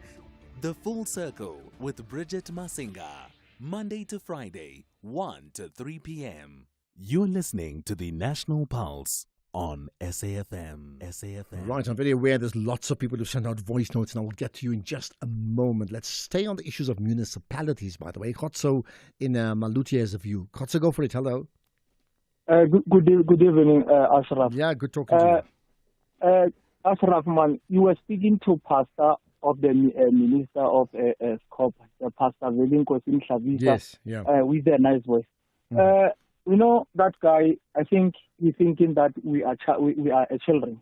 First day when he entered the office, he promised the people that he is going to dissolve all the dysfunctional municipalities, even up to so far. If you can ask him a simple question, how many municipalities up to so far he dissolved? None of them. Why?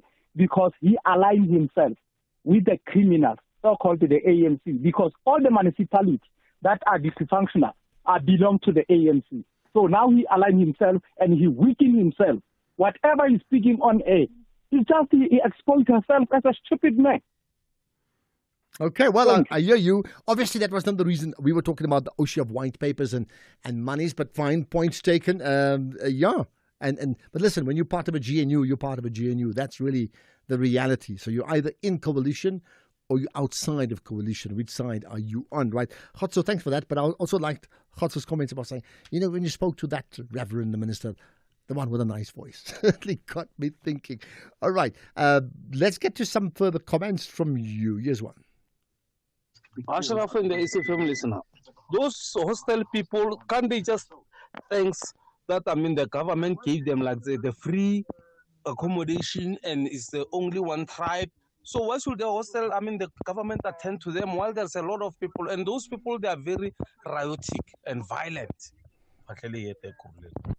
So they're riotic and violent. What do we do? Just leave them alone? Just get on with our lives? It's about the conviction. There we are. No, Ashraf, good afternoon. It is also about the money, man. Just tell us, how much is he making? It is his season to make money as well. How much Akan is making, Ashraf? How much? Good evening. Hey, you want some share in that money? We need to ask Tumi to get the details so we can talk about it tomorrow. How much? Don't worry about how many seconds, how many rands is he making, right? Okay, got that. It's an interesting point. He must be doing well. I hope he is. Absolutely. Right, here's another one about the government. Current local government model is a total failure, always has been, must be completely ditched, not tweaked. Okay, ditched, not tweaked, and then replaced by what? I think is a fundamental question that needs to be asked, isn't it? Good afternoon, Ashraf. Lately, I'd say for the past 2 months, I've just joined listening SAFM on a daily basis.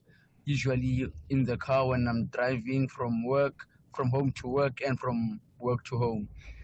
Now, your conversation just made me to think I should get a small stereo for my office so that I can also listen throughout the day.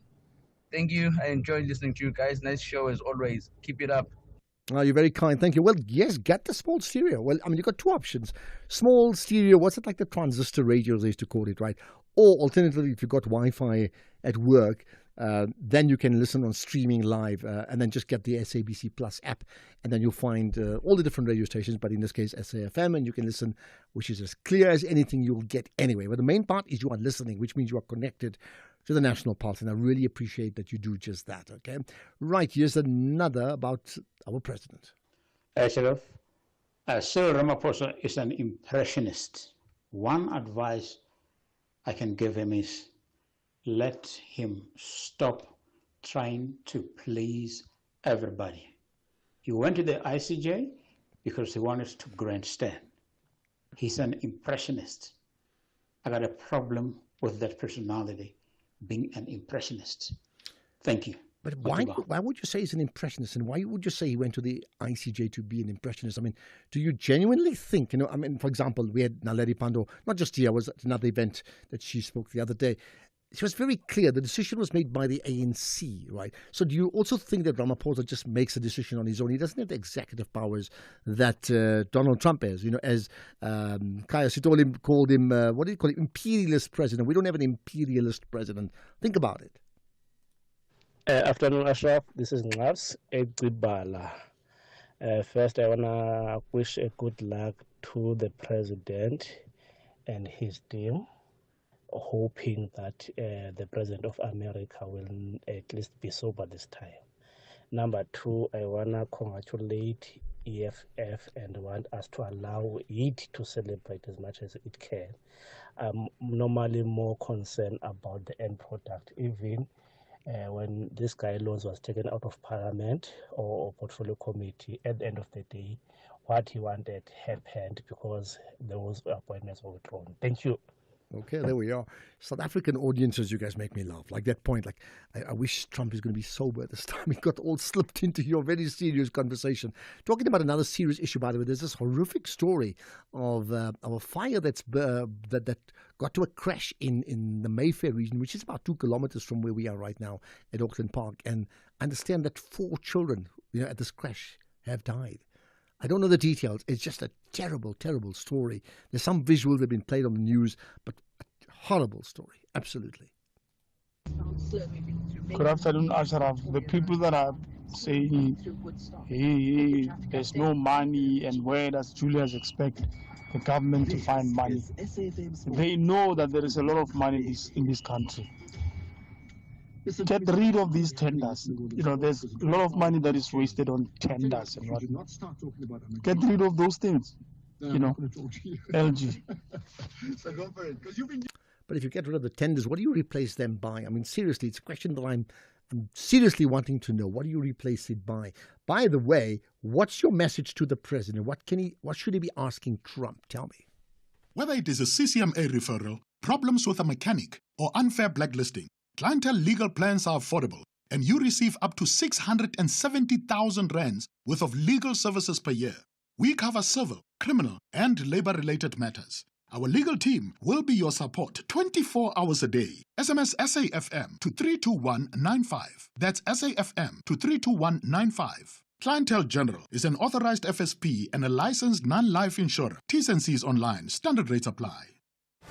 Join us this Tuesday evening at 7:30 for the latest series of SAFTA award-winning reality show, The Tastemaster SA. Today's theme is all about bread. I love making bread. I am shaking my boots. What a page. We got this. Oh, that didn't sound convincing. I'm feeling a little stressed. I'm not going to mess this one up.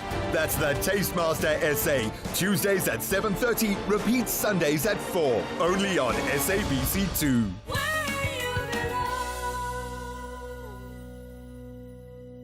What does Africa's future look like?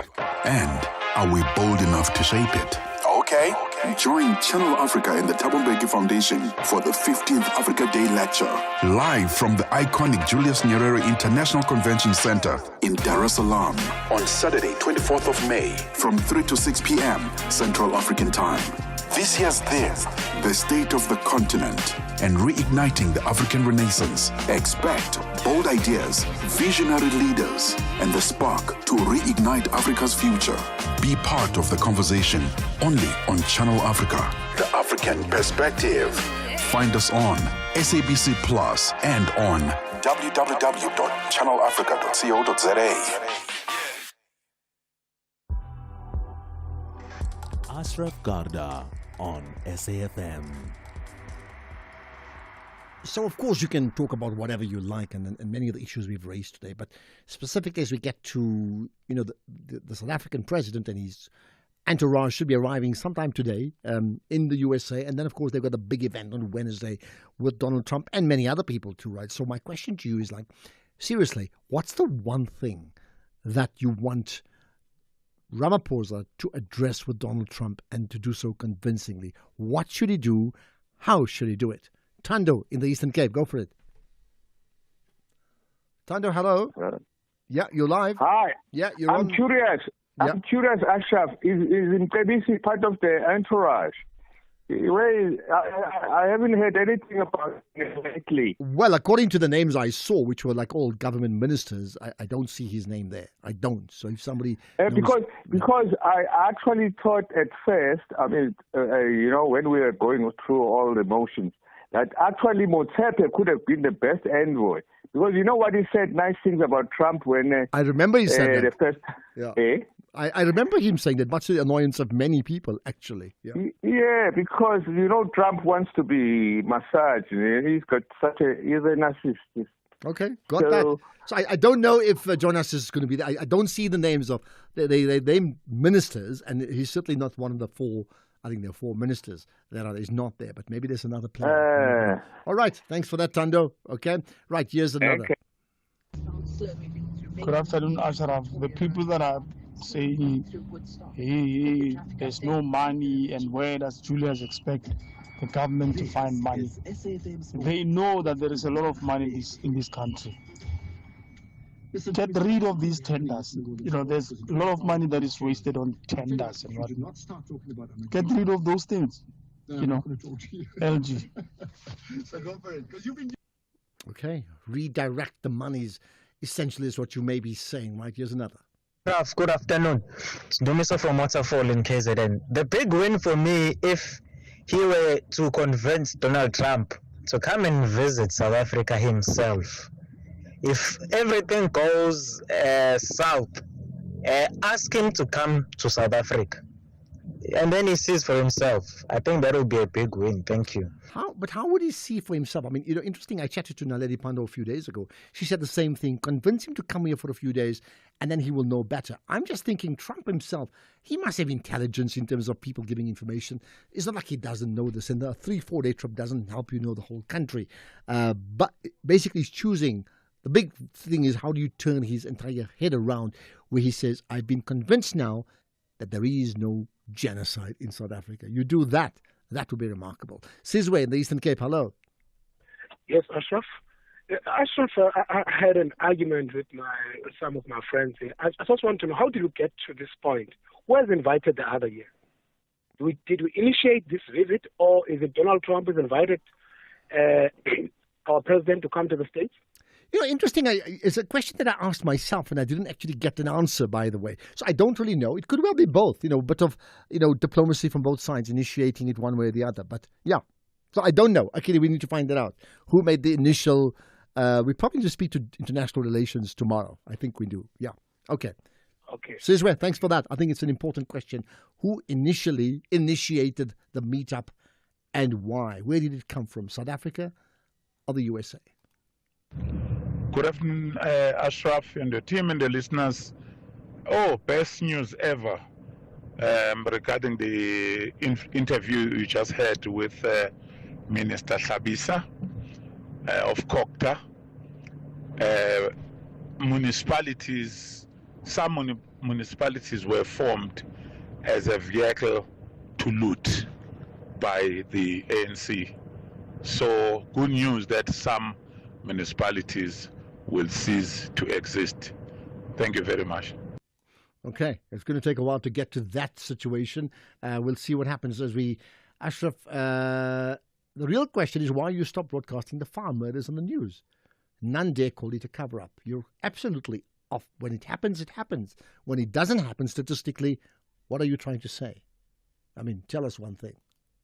Ashraf, good afternoon, man. Flores from beautiful Western Cape. My one word for this highly anticipated meeting is pulsating. It's a buffalo going against a grizzly bear. Let me tell you, this is going to be very interesting. And Ashraf, there's a lot of people that wants to see Cyril get jumped.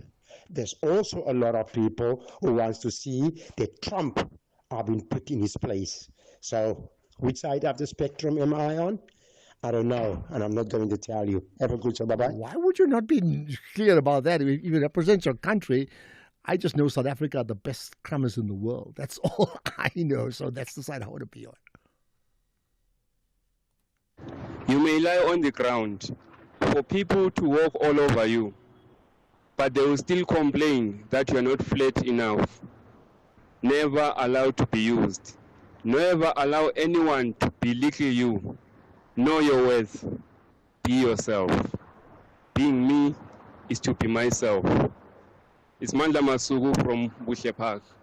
Good afternoon, Ashraf. I thank you. Oh, thanks, Mandla. You got your story, your ducks in a row, as they say, right? Hey, Ashraf, it's Aris here in Cape Town. Yeah, in regarding to being yourself, I think being yourself, it just means that you just need to be you. You just need to make sure that you do the right things and you say what you know and you stick to what you know, and you allow people to hear what you have in your mind, in your heart, and you prepare to be honest with yourself and others, and you will find yourself doing the things that you are called to be and become the person you are called to become. But the problem today, when we stop being ourselves, we stop doing the things that we know we're supposed to do or we have in our heart, and we start doing things because of social media and others, and we end up not being ourselves. I still battle with understanding what truly means be yourself. Let's end with this, and it's maybe the most appropriate one in terms of Donald Trump and Cyril Ramaphosa. Hi, Ashraf. Good show. I think we must thank our president and the team that has gone to USA, and I think we there's so much of problems. We have so many challenges. It's easy to critic, and I think negative critic won't help.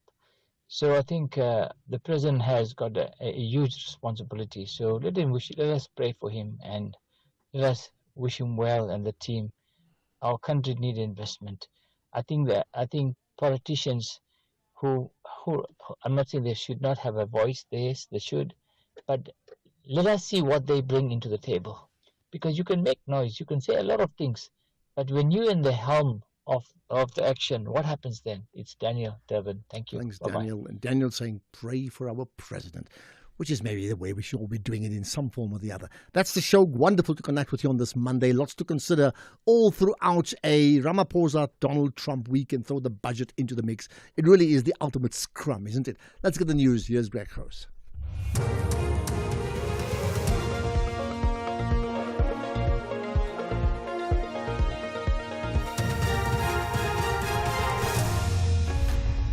Thank you again, Ashraf. MK party back in court over use of GNU and moves to reduce